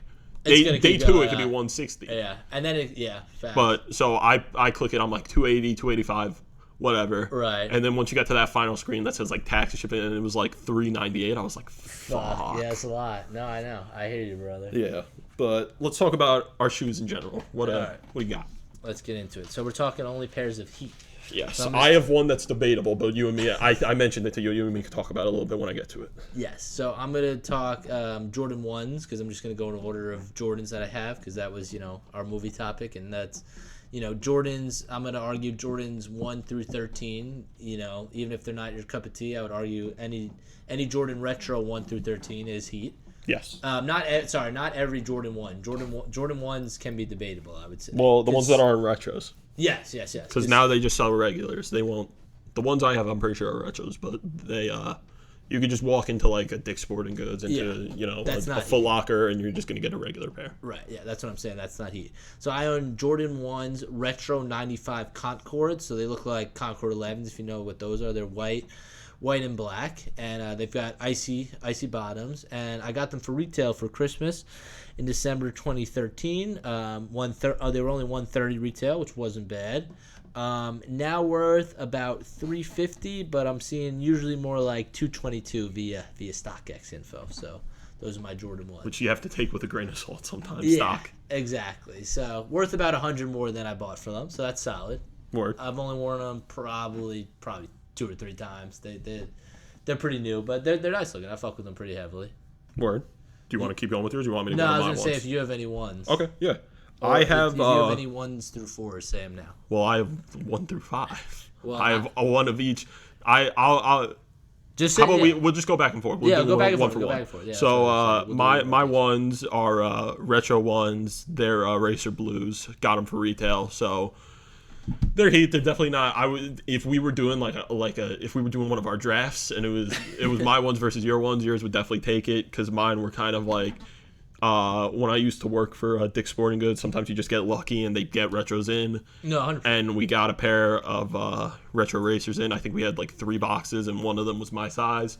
So I copped for retail. I think now they're not too much higher, but they're a little bit higher. I think I bought them for $180. I want to say they're around $230 maybe. Oh, $230. So $4 increase. Word. But I like them. My thing is like with shoes, I'm always going for. I don't go for like any like super crazy colors. I feel like I always go for like something that's gonna have a little bit of blue or a little bit of red. Yeah. And I like when it's like a white and black shoe. Like I don't like having 100% full white all the time or 100% full black. I like having that mix of the two of them with another color. So I hear you. You're gonna see some more racer blues coming up. Yeah, no, that's definitely the colorway you like, and that's the thing. Sometimes people get attached to the style itself. Sometimes people get attached to the colorway, and will buy the colorway on pretty much no matter what the sneaker looks like. It's just different preferences. So I'll go next. So Jordan 5 black grapes. That's actually what I'm wearing now. Purchased them at SneakerCon in 2013. Got them for $240. Retailing them was $160. So took a little loss. Had to pay a little bit more than retail, but they're now worth about $300 and usually more in the high 2s. So, I got them for at least about $50 less than they would be nowadays. And I fuck with them. I'm rocking them now. They're super comfortable. I love 5s. And I just think the purple and aqua colorway looks super clean. And, once I saw them, I was like, damn, I want to get those. And I'm glad I have them. Work. My second ones are also the ones I'm wearing right now. I've got Retro 2 Chicago's, or as Tom likes to say, Chicago. I'm pretty sure. Like I said, I forget if it was these ones or my 4s, which I'll talk about in a little bit, which I spent the most on. But I think it was. I think it was the 4s. I think these are ones I got kind of lucky. And I was just saying, 4s in general should be more expensive. Yeah. Than Plus, 2s. I think I texted you the day of, and I was like, because I bought them just for myself for my birthday. I was like, whatever. Like, I'll get a nice pair. No, I think total with tax and shipping and everything, I spent like $280. It's not terrible. Sadly, I just looked it up because I was curious. Like 2s don't sell. Like they don't sell a ton of 2s all the time. You would think it would just be higher just because of the lack of 2s you see. Right. Right now they're at $260. Yeah, 2s just aren't that popular in general. Like yeah, just the style. but like this is I'm wearing. I like the. I bought the 22 ones, which like I'm not saying they're the original first sold, but it's the original colorway. Right. So like you think that kind of surprised me. You would think popular. that normally when you see the original colorway on Jordans, that's normally the one that's pretty popular, pretty big seller. No, 100%. But right now, these are probably my favorite ones. Like I took them out of the box to wear them for the podcast, but we're at my house. They didn't leave the house, and they're going right back in the box after this probably. So it doesn't really count as wearing them. Maybe. Not too sure about that. All right, I guess I'm up next. I have another pair of Jordan 5 grapes, but these are purple grapes or aquas. So they're the same ones as I'm wearing now, except the main color is purple. I got them online in 2020, in July of 2020, for a $200 retail price, and they're now just worth a little bit more, about $220 to $250. I've actually got these in a display case at home. I've never worn them, but I happily display them. I actually bought them as a birthday present for myself as well back in 2020 when I turned 21. So it was a nice little birthday gift. That's hype I got them. I got them for retail price, and now I have 2 of 3 of the grapes. So I've got the purples, I've got the blacks, and the original are white grapes, which funny enough, Will wears them in the Prince of Bel-Air. Yes. So I got to. He wears the ones without laces. I don't like. That's those, kind of a cool transition. I might go to one of my shoes from there, and I was gonna just go What to do my you mean? 3s. So he wears them in Bel-Air. Oh yeah. You're right, I have a pair of Jordan 5s, which are the Bel Air alternates, which they're mainly white and they've got some black in them. And then I thought they're gray. No, they're white. They're I white? have the alternates. Oh, I think right. the originals are gray. I think the originals are gray. So yes.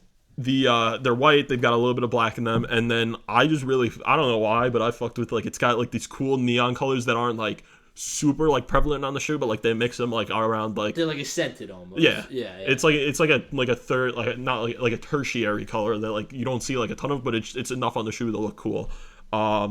Sad story with those. They were the first pair of Jordans I got, besides just like a pair of like, they're the first retros I got, because I had gotten like we said, just regular Jordan 1s at some point before that. But one day I wore them to work when, like I've brought up like 6 times in this episode, when I worked at Dick's. And I had in my head that at the shoe department, I was just going to be out on the floor. I was like, I'll wear my Jordans, kind of show them off a little bit. Maybe it'll help. You know, if people walk by, maybe like it'll bring up a conversation. I can like it could help sell shoes in some way. You know, you're as a shoe salesman, you kind of think that. And I was helping out a family with a young kid, and the young kid was like, well, I guess he was just, you know, all excited. He's getting like a pair of basketball shoes, whatever. And he knocked over a box that had like our sizers in them to help size the kids. And one of them must have had like some grease on it or something. And it landed right on my 5s, and it left like a big scrape down the tongue. Or not the tongue, I'm sorry, the front of the shoe. Toe box, yeah. Whatever. And I immediately went into the back of our shoe department, and our shoe department had like this cleaner thing that we normally used for the customers. And I was like, I don't care, I got to use it on my shoes.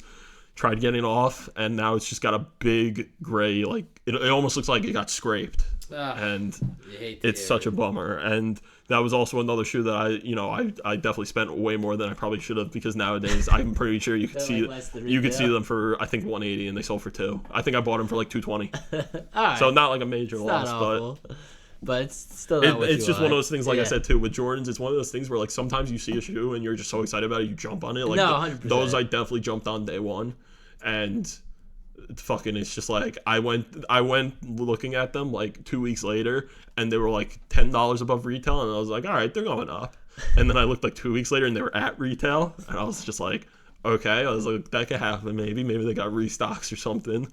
And then I looked like a month later, and it was below. I was like, all right, I lost on this one. I struck out. It happens, man. All right, so my next ones are Jordan 6 DMPs, which was the 2020 release of the DMPs. I got them online, I believe it was April of 2020, for a $200 retail price. They're now worth about $220 to $250, so not much more than retail. But I was hyped that I got them for retail. I don't love the style of 6s in general, but the DMPs I just love. They're black and gold, and I really love the gold. Black and gold. And everything in them. And they were originally released as part of a box with DMP 11s, which are a lot more expensive, and they have not re-released those. And I almost bought them for like $300 at SneakerCon one year, but I didn't. But that's all right. One day I want to get the DMP 11s too to complete that pairing and own both of them. So that was the main reason why I bought them. Never worn them, but maybe I'll break them out one day. I like them. I like them a lot. I like the gold in them. Like I said, I was more sold on the colorway than the style, and sometimes that's what happens. Facts. So my next one is a pair of Retro 3s. It's again some Racer Blues.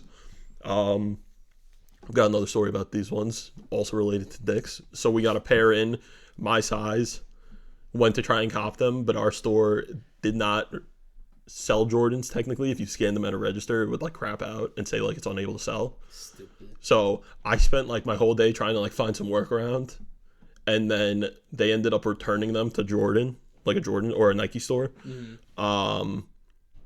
And then a couple weeks later, I forget if I was with you or I might have just been with like my sister, like my family, whatever. We were at the outlets, and I walked into the Nike store, and they had like 3 boxes of them just lined up. And one of them was the size 11.5, and I was just like, I'm jumping on it. So I got them for, I think their retail's either $190 or $200. It's around there. Right. Today they're at about $320. Nice. So overall, solid push up. Makes up for the Bel Airs. Yeah. No, that's a steal. 100 less than you could have spent is definitely the move. Facts. And 3s are nice. I don't have any pairs. That's the thing. I like 3s kind of like, if you just like look 3, I said this a couple of weeks ago to Tom when we were trying to talk to him about shoes.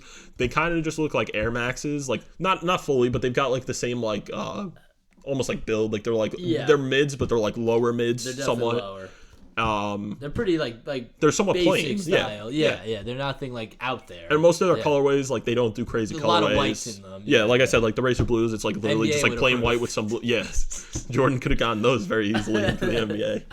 I don't think he balled at threes a lot. No, he wore them He like a liked couple higher times. tops. I Yeah. that, I was the other day at work. Me and this girl I work with who's like really into Jordans. We were trying to see if he played in every single pair. I think he did. He did. He did. Yeah. He wore every single one at least once up to the 14s. Yeah. And then after that, it was kind of 14s like, are gross. yeah, I know. But what are you gonna do? No, respect.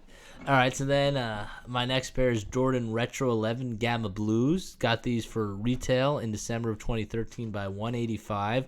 These are by far the most expensive pair that I own. Now worth $500 plus, and I was seeing more like $600 to $700 in my size, which is size 12. So these are, these were ones that I got that, like I said, are my most expensive pair. I love them. They're just so clean. They've just got, I love 11s. I love the look of them. They've just got, everything you want in a shoe, and they're super comfortable, super nice, and it's just super cool that I have a pair that I can say is worth $500 plus. And I honestly could probably get about that kind of money if I wanted to sell them, because I think I only wore them like twice, but I'm gonna hold on to them. I fuck with them, and they haven't re-released them since either, so pretty cool. Word. So my next pair is I think it's also probably my most expensive, mainly because I spent a ton on them, but they're also like pretty much holding where I spent on them, so I'll take it. It's the Jordan Retro 4, the infrareds. Mm-hmm. It's like one of the only pairs of Jordans that I have that's like darker, like it's full, just like there's dark gray in the back, they get like a little bit lighter in the front, and then they've got like this neon like reddish orange that kind of just accents the shoe in a few spots. I spent about $380 on them, I think, or a little bit less. Like I said, I was pushing $400, and right now I'm seeing a size 12 on GOAT for $387. Okay. So I'm pretty much with I spent about that with tax and everything. So maybe it's a little bit worth a little bit more now, but yeah. comparable. We'll take it. And then the last pair of real heat that I would say I have are Jordan Retro 11 Cool Grays. They're 2021 release. They've been re-released a bunch of times. Got for a little bit over retail, $225 in December of 2021, and now they're worth anywhere from $250 to $350 plus. So not a ton more over, but definitely in the more expensive side. Probably the second most expensive pair that I own. I love Cool Grays, love the look of them. Actually, never wore these. These are still fresh in the box. Gotta figure out what to do with them. But I would say that that's my last pair of real heat that I own. Word. And then my final one, which price-wise is not heat, but it's something that it just like I feel like you see every single day. Like it's just like such a common shoe that's like for Nike, I just feel like it's one of like the like staple shoes nowadays you see a lot is just easy average pair of Air Force Ones, all white. I just feel like that's one of like the big like it's one of the most common shoes that you see every day. Like kids between like anywhere from like 13 to like anyone pushing like late 20s, early 30s. It's a shoe you're gonna see so often. Yeah, no, 100%. They're always out there. Everyone's chomping at the bit for Air Force Ones, but I think the commonness and popularity makes them not less of heat. I feel like on I said I feel like on a price standpoint, like no, the price standpoint's great. But it's I feel great like the fact that 100%. you go into like I saw so many people come into my store constantly and be like, do you have white Air Force Ones? Like every single day. Like it's just like I feel like that almost adds the heat. It's like everyone wants them. It's such like a hot commodity. No, everyone wants them, but everyone could get them. Like you could buy them on Nike.com, Foot Locker, any of those sites for like $90. Like they always have them. Yeah, but sometimes some websites will like price gouge on it because if it's like running low on stock everywhere else, like you'll see like normally like you could get them for like I think it's like 110 or 100, and you'll see it start pushing like 140 sometimes just because if someone has like 12 pairs on them and you're charging $30 extra, you're trying to make you're making like a couple extra $100 off of that. No, so. 100%. So that's all the J's I own. I also own LeBron 10 Platinums or re-entries. Got them for $130 in 2013. They're now worth about $300. And then just some more honorable mentions. I don't really count any of these, but I have LeBron 11 Graffitis, which I got for a retail price of $200 in January of 2014, worth about $245 to $300. Also have LeBron 11 South Beaches, which I got for retail price $200 in in July 2014, only worth about $200 still. And then I also have a pair of foams. I have Foamposite Electric Blues. I got them for my boy for only about $60 in September of 2020, and they're now worth actually about $300 to $400 in my size if they were brand new, but these definitely aren't brand new, so I just kind of wear them around. And then the last pair of somewhat heat that I own are LeBron 10 Nike ID in South Beach colorways, which I purchased for $200 plus, and now are worth probably pretty much nothing because I completely destroyed these. I need to completely get them like fully repaired at some like really good shoe repair place in New York City or something. But that's all right. That wraps up our shoe segment. Hope everyone enjoyed it. If you want to be our first commenter out there, let us know. Comment your favorite of what we mentioned, or comment what Jordans, what shoes you own. We'd love to hear from you. Yes, sir. All right, next we're gonna do a little underrated shout out here, and this one is gonna be for Chris Tucker. So the aforementioned Chris Tucker began his career as a stand-up comedian in the 90s, then started acting in big roles in 1995, beginning with Friday. He then gained national attention in 1998 for his role in the highly successful buddy cop movie, Rush Hour. Love that movie. He then negotiated a $20 million salary for Rush Hour 2 and a whopping $25 million for Rush Hour 3, plus got his deal that he receives 20% of that film's gross in the year 2007. After that, so he was making a deal like Jordan did. He was making a hype deal. Yeah, dude, that's a hype deal. He probably had his mom call. You get $25 million and 20% of the gross of the movie. Like, that's fire. Like, that's a great deal. He probably had Mrs. Jordan call. He probably did. She was like, his own he Viola wants a Davis. percentage of the earnings. Exactly. Then his career kind of stalled out as he had to make a transition back into stand-up comedy in 2011. He got another chance in 2012 as he had an important role in Silver Linings Playbook. As his performance was well received by both audiences and critics alike. Played what's his face, Bradley Cooper's boy, like in that movie, who they were at the mental hospital together, and then they stayed friends even when they're out of the mental hospital. Word. So he's got a relatively important role in that. His next role was in a 2016 film, which I've never heard of, called Billy Lynn's Long Halftime Walk, which is a war movie. Would be right up Sean's alley. I love war movies. Sean loves war movies. To quote Tom, just with my version of those movies from the first episode, I love war movies. Gotta be careful with those. And then he finally got his big break another whopping 7 years later in 2023's aforementioned Air, as he was requested actually directly by MJ to play Howard White, and was also casted because he's a close personal friend of Affleck's. I hope that this role helps propel Chris Tucker into more movie roles because he's quite deserving in my opinion.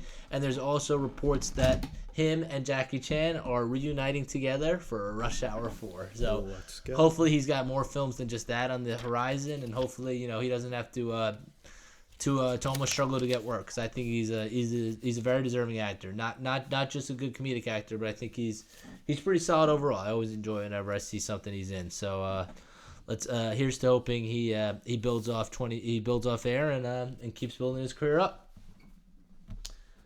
Yes, sir. And now we're gonna go into some quick hitters. We love to hear it. The first one is, speaking of Air, what is your favorite big company startup movie, Sean? I'm going to have to go with The Founder. Oh. Fantastic movie about the founding of McDonald's and how Ray Kroc took it over by force. Yes, sir. Michael Keaton does an amazing job. Fantastic movie. I love it. I rewatch it probably I wouldn't say once a year, but anytime I see it on, I'll keep it on, or I'll watch clips on YouTube. I love the scene of watching the McDonald's brothers do building their system on the tennis court. Yep. I love the scene when or the milkshake scene. The milkshake scene is a little cringy, but it's good. You have to be patient. It's a little cringy. And I love the scene when he buys McDonald's for the first time, and he's like, no, I just ordered. And the guy's like, here's your order, it's ready. And he's like, no, I just ordered. He's like, yeah, it's ready. And he's like, where do I eat it? And he's in like, the car, at the park, wherever. He's basically just like, get the fuck out of my face. No, Ray Kroc's like, what the fuck? He's like, all right. And then the mom comes over with the family at the bench. She's like, can we sit here? He's like, oh, sure. And he's just staring at the kitty in the burger. He's like, what the fuck are we doing here? Hey, great movie. It is a great movie. I fuck with that movie a lot.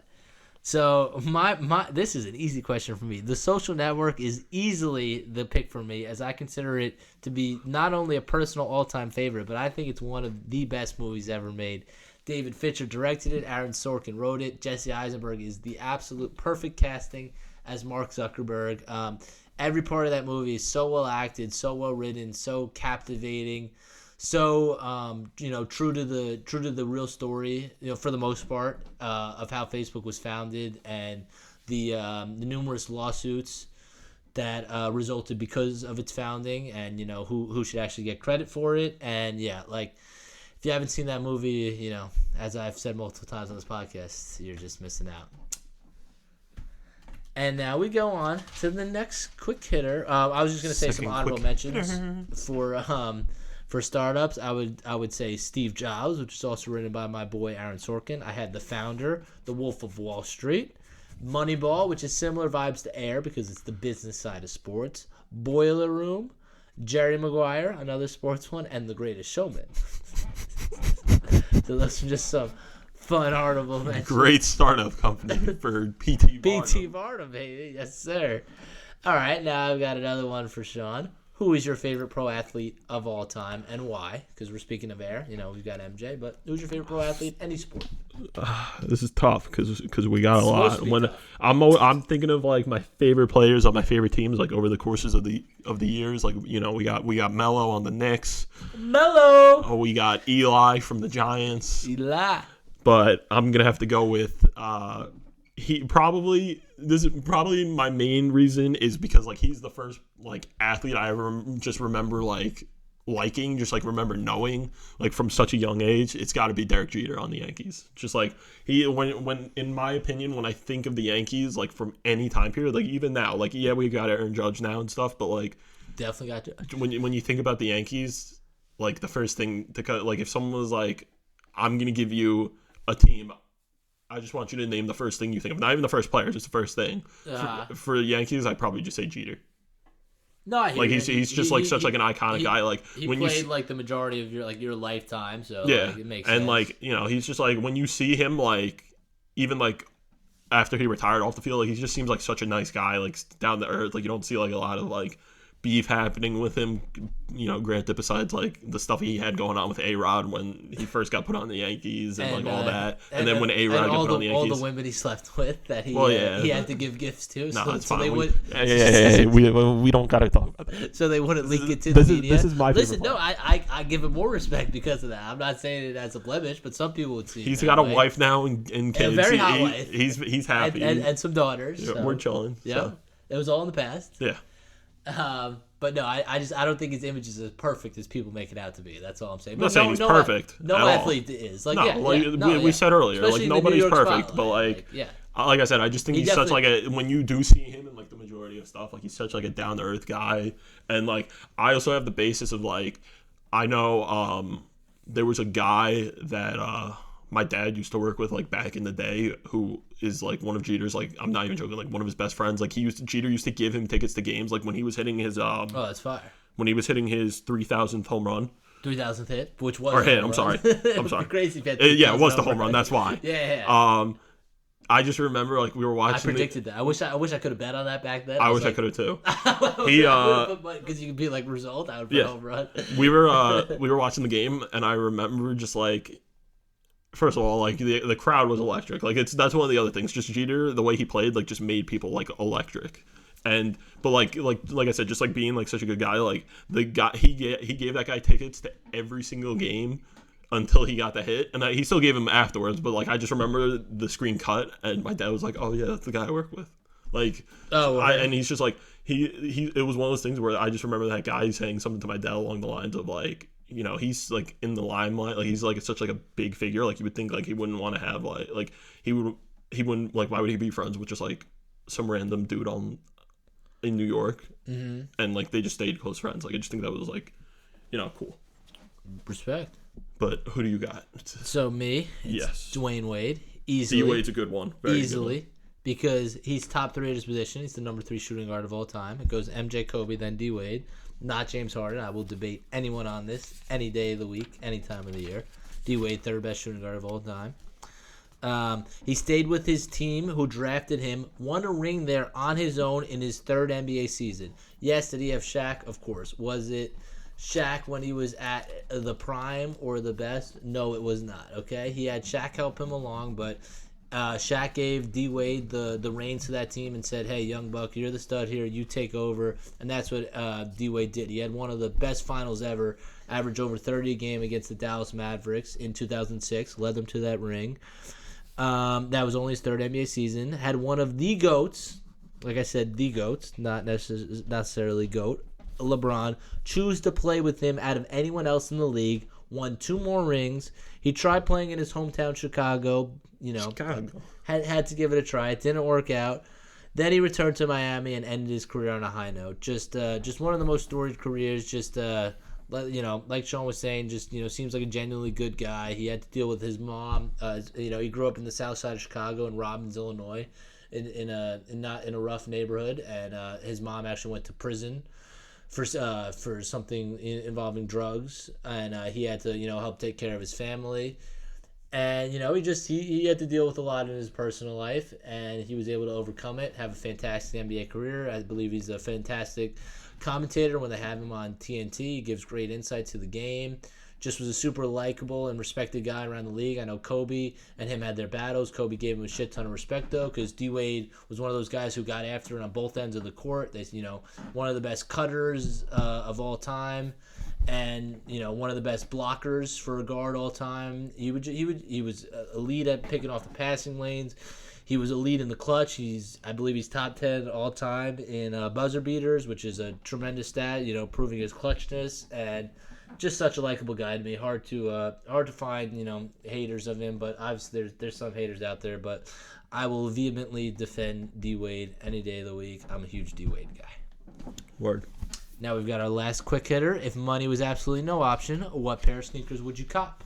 So I thought I had a good one, and then Cullen told me his is like $15K. But mine is just like, mine is purely off of, I just like think it looks like absolutely sick. Like I would just love to have a pair of these, or buy like multiple pairs so I could like those. And double then, up, yeah. Well, no, then I would just wear them out. If they get fucked up, it's like, all right, you got a new pair. You're fine. Double up, yeah. It's the Travis Scott Jordan Retro 4s, the Cactus Jacks. Mm-hmm. And I'm pretty sure nowadays you can see them for, I didn't look at my size. My size could go for more because 11.5, 12 is like a popular size. But they were going for, I think it was $1,150. Wow. So, yeah, that's... Buy like 10 pairs of that, and I'll be just about around where your one pair is. So my pair are Nike Air Max, made famous from Back to the Future. And oh my god, that's such a fucking good one. I just started thinking like basketball. I didn't even think about that. Yeah, I just started thinking most expensive, but I would also just love to own them. They're worth about $15,000 plus new due to their uniqueness and, of course, their novelty value from the movie. Obviously, they're not self-lacing to your foot like they are in the movie, but they should be. They still look very, very close to what you see in the movie. Maybe nowadays you can like get something that like puts like a mini electric motor on it and it just like ties them. And takes you back to the future. I'm down. But no, yeah, if I had an insane amount of money, if money was no option, I would cop 2 pairs of Air Max. I'd have one that I'd wear out and one that I would just keep dead stock forever. But Word. Money sadly is an option. Yes, sir. All right, so now we just got two little segments left, and this one's gonna be Tom's. Cull's thinking corner. We're breaking through that shit. This is not your thinking corner anymore, Tom. This is now Cull's. Yes, and one day Sean may have a thinking corner. Be prepared. Well, listen, I got a bone to pick with parents, and I repeat, parents who think it's okay to bring their kids along with them to theaters to see adult movies they want to see. Then, when their kids constantly yell, scream, and distract everyone in the theater, they barely discipline or decide to do the right thing and take their kids out of the theater for a timeout. All right, hold on. First of all, I agree with you. But here's the thing. Something you said in there is not 100% true. You said adult movies. Yeah, Knock at the Cabin. Adult movie. But the one example that you have with me was not an adult movie. Which one was it? Fucking Avatar 2. That's not an adult movie. All right, it's PG-13. Yeah, but... You shouldn't bring like a 5-year-old kid. Yeah, but like I'm saying, like if you bring like a Come on. if you bring like Mateo? if you if you bring like a 9-year-old. Oh yeah, bring the 9-year-old. If he's gonna be distracted, though, take him the fuck out. All of right, the story. theater. Story. That's all I'm Also, asking. speaking of story time, so I'm gonna give so Cole doesn't get as heated. I'm gonna give what happened. about this. So me, him, This and happened literally like 3 movies in a row to me. no, I know, but I'm talking about the movie I I know. was with you. I know. So me, Colin, and Tom, we miss you, buddy. Went to go see Avatar 2. The Way of the Water. Yes, The Way of the Water. We had rewatched the first one a couple nights beforehand to get hyped Couple up. weeks. No, it was like a couple days before. Word. We were at your house. I remember. I We were remember. like, I said, I'm like, we should watch it and get hyped up. We ate the same thing that we ate for lunch today. Yes, sir. So we go in, we're watching the movie. You know, the first I'd say hour, there wasn't really All right, anything. Here's the other thing. That's an extremely long movie. Kids are not No, gonna have that's true. Kids are not gonna have an attention span to handle that kind of movie. So Yeah. that should be reason enough alone to not take them. But continue. first hour, I don't think there was really anything. But then these kids just started screaming, and then there were there were 2 younger kids. I know you remember. That's why I'm talking, so you don't have to keep going off about it. So these 2 kids kept talking. And it got to the point where Tom almost said something. It was kind of. I was down for him to say It was, something. I was yeah, getting but annoyed. I wasn't because it would have got Tom. But Tom did say something they didn't hear when they kept talking at one point. Tom goes, "Are we gonna keep getting loud in here? What is this?" So that's the one experience I have with it. Recently, I agree with you. Especially this woman had probably a 4-year-old or 3. She had a young, bro. she had a young Leave child them in at there home. that was crying the whole time. That's something. Not even leaving them at home. No, that's why I don't but, blame the kid. I blame the parent. No, they're too I agree. lazy to get a no, babysitter. But some of them. some of the times it's a kid's fault because she also had, like I said, there were 2 younger kids talking. Unacceptable. That's partially not the parent's fault. If you at some point as a kid, I'm not supposed to be talking during a movie. No, bro. Especially when no one else is talking. Bro, kids nowadays have no set of standards or no discipline put into them by parents. They Yeah, but don't give a fuck. but that's also partially the kid's fault. The kids even if sometimes you just gotta learn from seeing things. Yeah. I agree. Yeah, a lot of times the parent has to teach you, but there's sometimes it's you just gotta know no one else in this movie. I'm the youngest person here. Everyone older than me who understands you're not supposed to talk and I'm just gonna start screaming. Yeah, no, I hear you. And sometimes sometimes I say I'm adding on to this, it's not just parents. Sometimes you go in there and there's teenagers that just don't give a fuck, and they're just oh yeah, well, they're kind of just trying to stir shit up. High school kids today are awful. I was dealing with them the other night at a basketball game. Awful. I have no respect at all. Terrible. If you're a high schooler listening to our podcast, Cole says, "Fuck you." High school kids in the state of New York. I will be more specific. Okay, fair. Terrible. But anyway, I'm going to wrap it up. This unfortunate circumstance happened to me during Knock at the Cabin, an M. Night Shyamalan horror movie focusing on a home invasion. One young child, probably about 8 years old, totally ruined my movie experience by narrating, screaming, and overall just being a nuisance. How were they narrating? Literally there'd be a guy on the screen. And he'd be like, "There's a guy on the screen." yeah, shit was so That's all right. That's kind of funny. No, it's not funny. No, that's kind of No, funny. it was not. That's It was kinda annoying. Me and my boy Maddie and Pat were getting pissed. It was really annoying. I think I liked the movie less just to this kid being a fucking nuisance. And like I said, the worst part is that the parents maybe tried to shush him once. Didn't take him out of the theater. They just wanted to watch movies. Being selfish. I blame them. They wanted to see Dave Bautista. Because this kid was pretty young. And this is not a kid's movie at all. I don't know how you can think Knock at the Cabin's smart to take a fucking 8-year-old kid to. Because Dave Bautista's in it. Dave Bautista. And Ron Weasley. Not Harry Potter or Guardians, bro. This is a home invasion, murdering. So I have a PSA for parents. Leave your kids at home during these R-rated, non-kid-friendly flicks, and don't be selfish. Keep your kids out the movie. All right? It comes down to parents not being selfish. All right? Like I said, this happened to me 3 or 4 movies in a row, and it's made me less likely to want to go see movies in theaters because of these unnecessary distractions. So, all right. that was my thinking corner. Well, let's go on a lighter note. Yes, what do you got for your sports topic? The sports topic is the Knicks. Let's go. The Knicks. I'm trying to sound like that guy, the sidewalk video, and he's like, "Katie, you're not coming to the Knicks." No, what I love about the Knicks, especially right now during the playoff season, is like the music that they have on before the games. The Go to New York, Go New York, go. And my boy, Yeah. shout out to my boy Kyle. He was singing like one of their songs from like when they were in the playoffs years ago that they brought 10 back. years ago. That they brought back for like one game, like while they were at MSG, like couple days ago.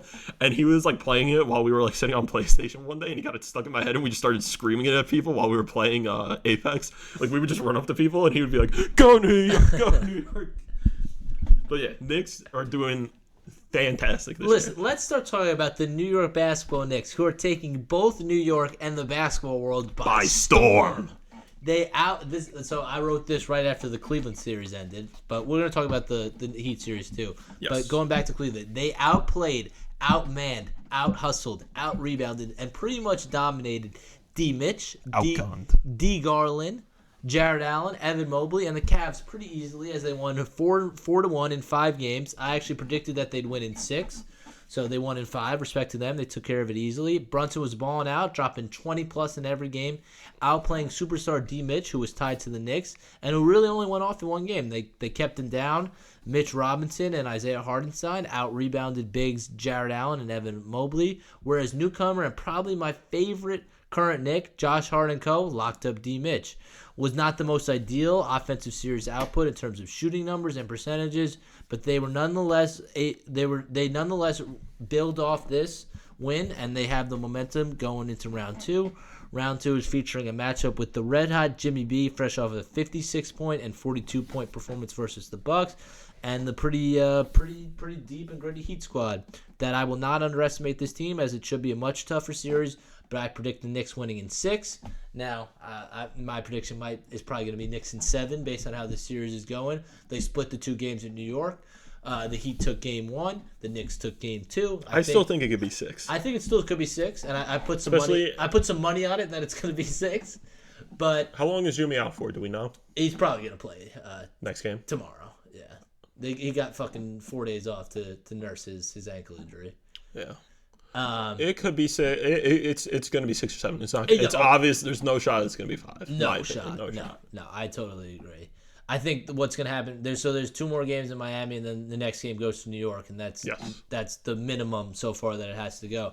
I think there's going to be another split in Miami. One team's going to take game 3, the different team's going to take game 4, or vice versa. But listen, I'm feeling good about the Knicks. I think the Knicks can come out on top, but it's not going to be easy. It's going to be a dogfight. I didn't underestimate this Heat team going in, and I'm not talking shit to any of their fans on Twitter. I'm not discrediting Jimmy B. Jimmy B is a legit superstar. We also would love to have him here next season. I would love to have him here next year. Fantastic. And he takes his game to another level come playoff time. Like, he just absolutely puts the team on his back and just, almost wills them to victories sometimes. So it's going to be a dogfight. And, the Heat are an 8 seed, but they're one of the best 8 seeds probably in playoff history. Like, they're fucking legit. Right. But I'm feeling good about the Knicks, not just this year, because this year is already a tremendous win for them. They already went further than pretty much anyone predicted them to go. Most people were saying after the Brunson signing they would be a play-in team, first-round exit at best, and they've shown, they're a second-round, potentially Eastern Conference Finals bound team. They've also got a very young core. They've got cap flexibility and picks, and so I think this is a Knicks team that I don't want to jinx anything, knock on wood, but should be back in the playoffs for multiple years to come, which is something that hasn't really happened in our lifetime. So yeah. Finally starting to turn the corner. And I also want to say another public service announcement. I don't want any fake-ass Knicks fans jumping on the bandwagon when the Knicks were bad for the better part of 10 years, when you were hopping on other teams' bandwagons, and now you want to come back? No. You're just coming in with the Heat today. You didn't sit through Did you just decide since Tom's not going to be here, someone's got to step up with the Heat? Yep. You didn't sit through the days of Langston Galloway and Ron Baker and Carl Aldrich and Joakim Noah. Great player. And Ronaldo Bachman and Cantor. Ennis Cantor. Ennis Cantor was all right. No, I hated Cantor. Ennis Freedom Cantor, as his name is. I hate it. He's trying to start fights with LeBron when he's literally not involved. Who was the other guy? Mario Herzonia, who tried to step over LeBron. I liked Mario. I liked Mario too. Way to step over LeBron. Step up, big man. But listen, a lot of these guys were borderline NBA players, and they were starters for the Knicks. Okay, and I watched them all those years. So I don't want people trying to hop on the bandwagon. I've had people who I work with. One of them's a Mavericks fan and one of them's a Lakers fan, and they're like, "Wow, it's so fun to see the Knicks in the playoffs. I might want to go to a Knicks playoff game." No, you don't deserve that. Okay, you hopped on other teams. You stick with your other teams. You okay? and Tom have really swapped roles over like the last few episodes. The first few, Tom was going off, and now he's become much more mellow. And you're like, fuck Philly, fuck moms who bring kids to fuck the fake Knicks fans. Fuck fake Knicks fans. Yeah. I can't wait for next episode. Next episode, maybe I'll give shout outs to someone. I'll give the shout out and the praise where it's due, but I'll give the hate where it's due too. Word. And I don't like people trying to hop on the Knicks bandwagon now. Okay, they're not real fans. I'm a real Knicks fan. Listen, I think a lot of people just really lost hope because, like you said, like the Knicks for like the last 10 years have just to put it bluntly, we have not been great. No, like at all. Been a bottom tier NBA team, and for the most part.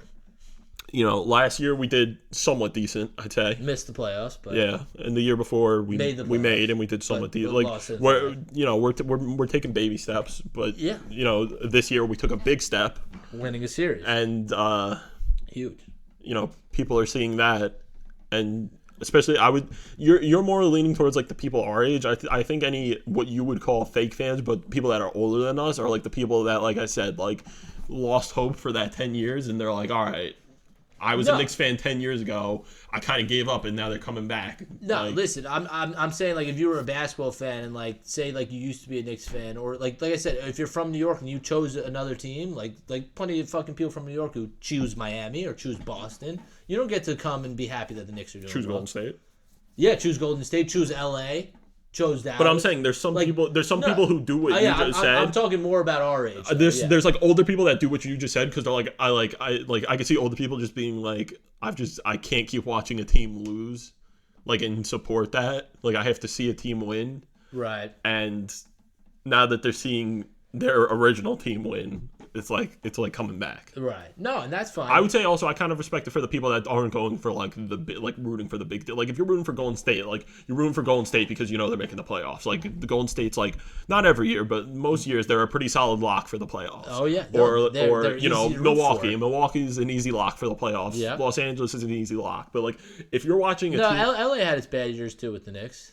No, yeah, but I'm talking about LeBron. Especially now, like LeBron onwards, they're an easy lock most years. Facts. But if you look at like if someone's rooting for like I'm trying to think of a team that doesn't always do great. The Kings fans are legit. Facts. There was someone we went to grade school with was a massive Kings fan. Respect. And it's like, listen, if you're a Kings fan for a while and then you're coming back to the Knicks, respect. Or like, I know Minnesota is like I feel like they lock for the playoffs now, but they weren't always a big lock. There's some teams that like if you were with them and you're coming back to the Knicks because you're finally seeing that comeback, that's fine. But I also agree with you that it's like, I don't want people coming back. I want real fans. Then you're gonna have very low numbers at the Knicks games. No, we have plenty of legit Knicks fans. Yeah, but there's plenty of people that plenty gave of up and are coming back. Yep. So that's my whole point. No, but right. I agree with you in the point, like I said, like if you're looking at the people that went to fucking Los Angeles, Golden State, Miami, like the teams that are going to be playoff locks, Boston, Philly, like the teams are going to be playoff locks that you want to like just root for them in the playoffs every year. See a team in the playoffs. Yeah, must be nice. Like especially the teams that are going to be like champion. Like you knew Milwaukee was going to be a championship lock for like most years. Mm-hmm. Like now it's becoming more competitive, but like the last couple of years, like you knew like because of Giannis, they're going to be a lock. Right. So, but no, I get what you're saying. There are some people that I agree. It's like you can't just come back. You're coming back because now you're seeing the team win when you've been watching constant winning. Yeah. We've been watching constant losing. Wasn't easy to watch the Knicks the last 10 years, but trust me, I did. I agree, 100%. So that was the last segment I had today was the sport topic. Knicks play tomorrow at 3:30, Game 3. You'll probably hear about it on the next episode. Score prediction. Ooh. And yeah, let's hear it. Tomorrow, I think the Knicks take. Let's go. I think because, like you said, I think it's going to be 1-1. I don't think it's going to be like a Heat Knicks. I think it's going to be Heat, Knicks, and then Heat again. Like the Knicks are on like their Heat. They're on their own Heat right now, like building up. I think they'll hit the hundreds. I think I'm going to call like 109 to 97. Okay. I can see that being pretty. I was going to say Knicks win 103-97. Okay. Because, most of these games are going to be decided by, I just feel like, within 10 points. I don't think, Well, I don't think any one of these games is really going to be a blowout. Like, Game 1, the Knicks lost by 7, and then Game 2, they won by 6. I think 6. 5 or 6. So, they're going to be close down to the. My other thing too is I know you said it's slim, but the very slim chance Butler doesn't play tomorrow, that gives them a boost. Oh yeah, 100%. But the Knicks. I know it's slim, but the Knicks deal with the injuries of their own. Brunson's ankle is in a lot of pain, and Julius his ankle is kind of fucked too. So yeah, that's playoffs. Everyone deals with injuries. People were saying, Heat fans were saying, oh, the Knicks only won Game 2 because Jimmy didn't play, but then they didn't say the Heat only won Game 1 because Julius didn't play. Like everyone has injuries they deal with. That goes into the narrative. It doesn't take anything away from one team, winning or losing the game, and.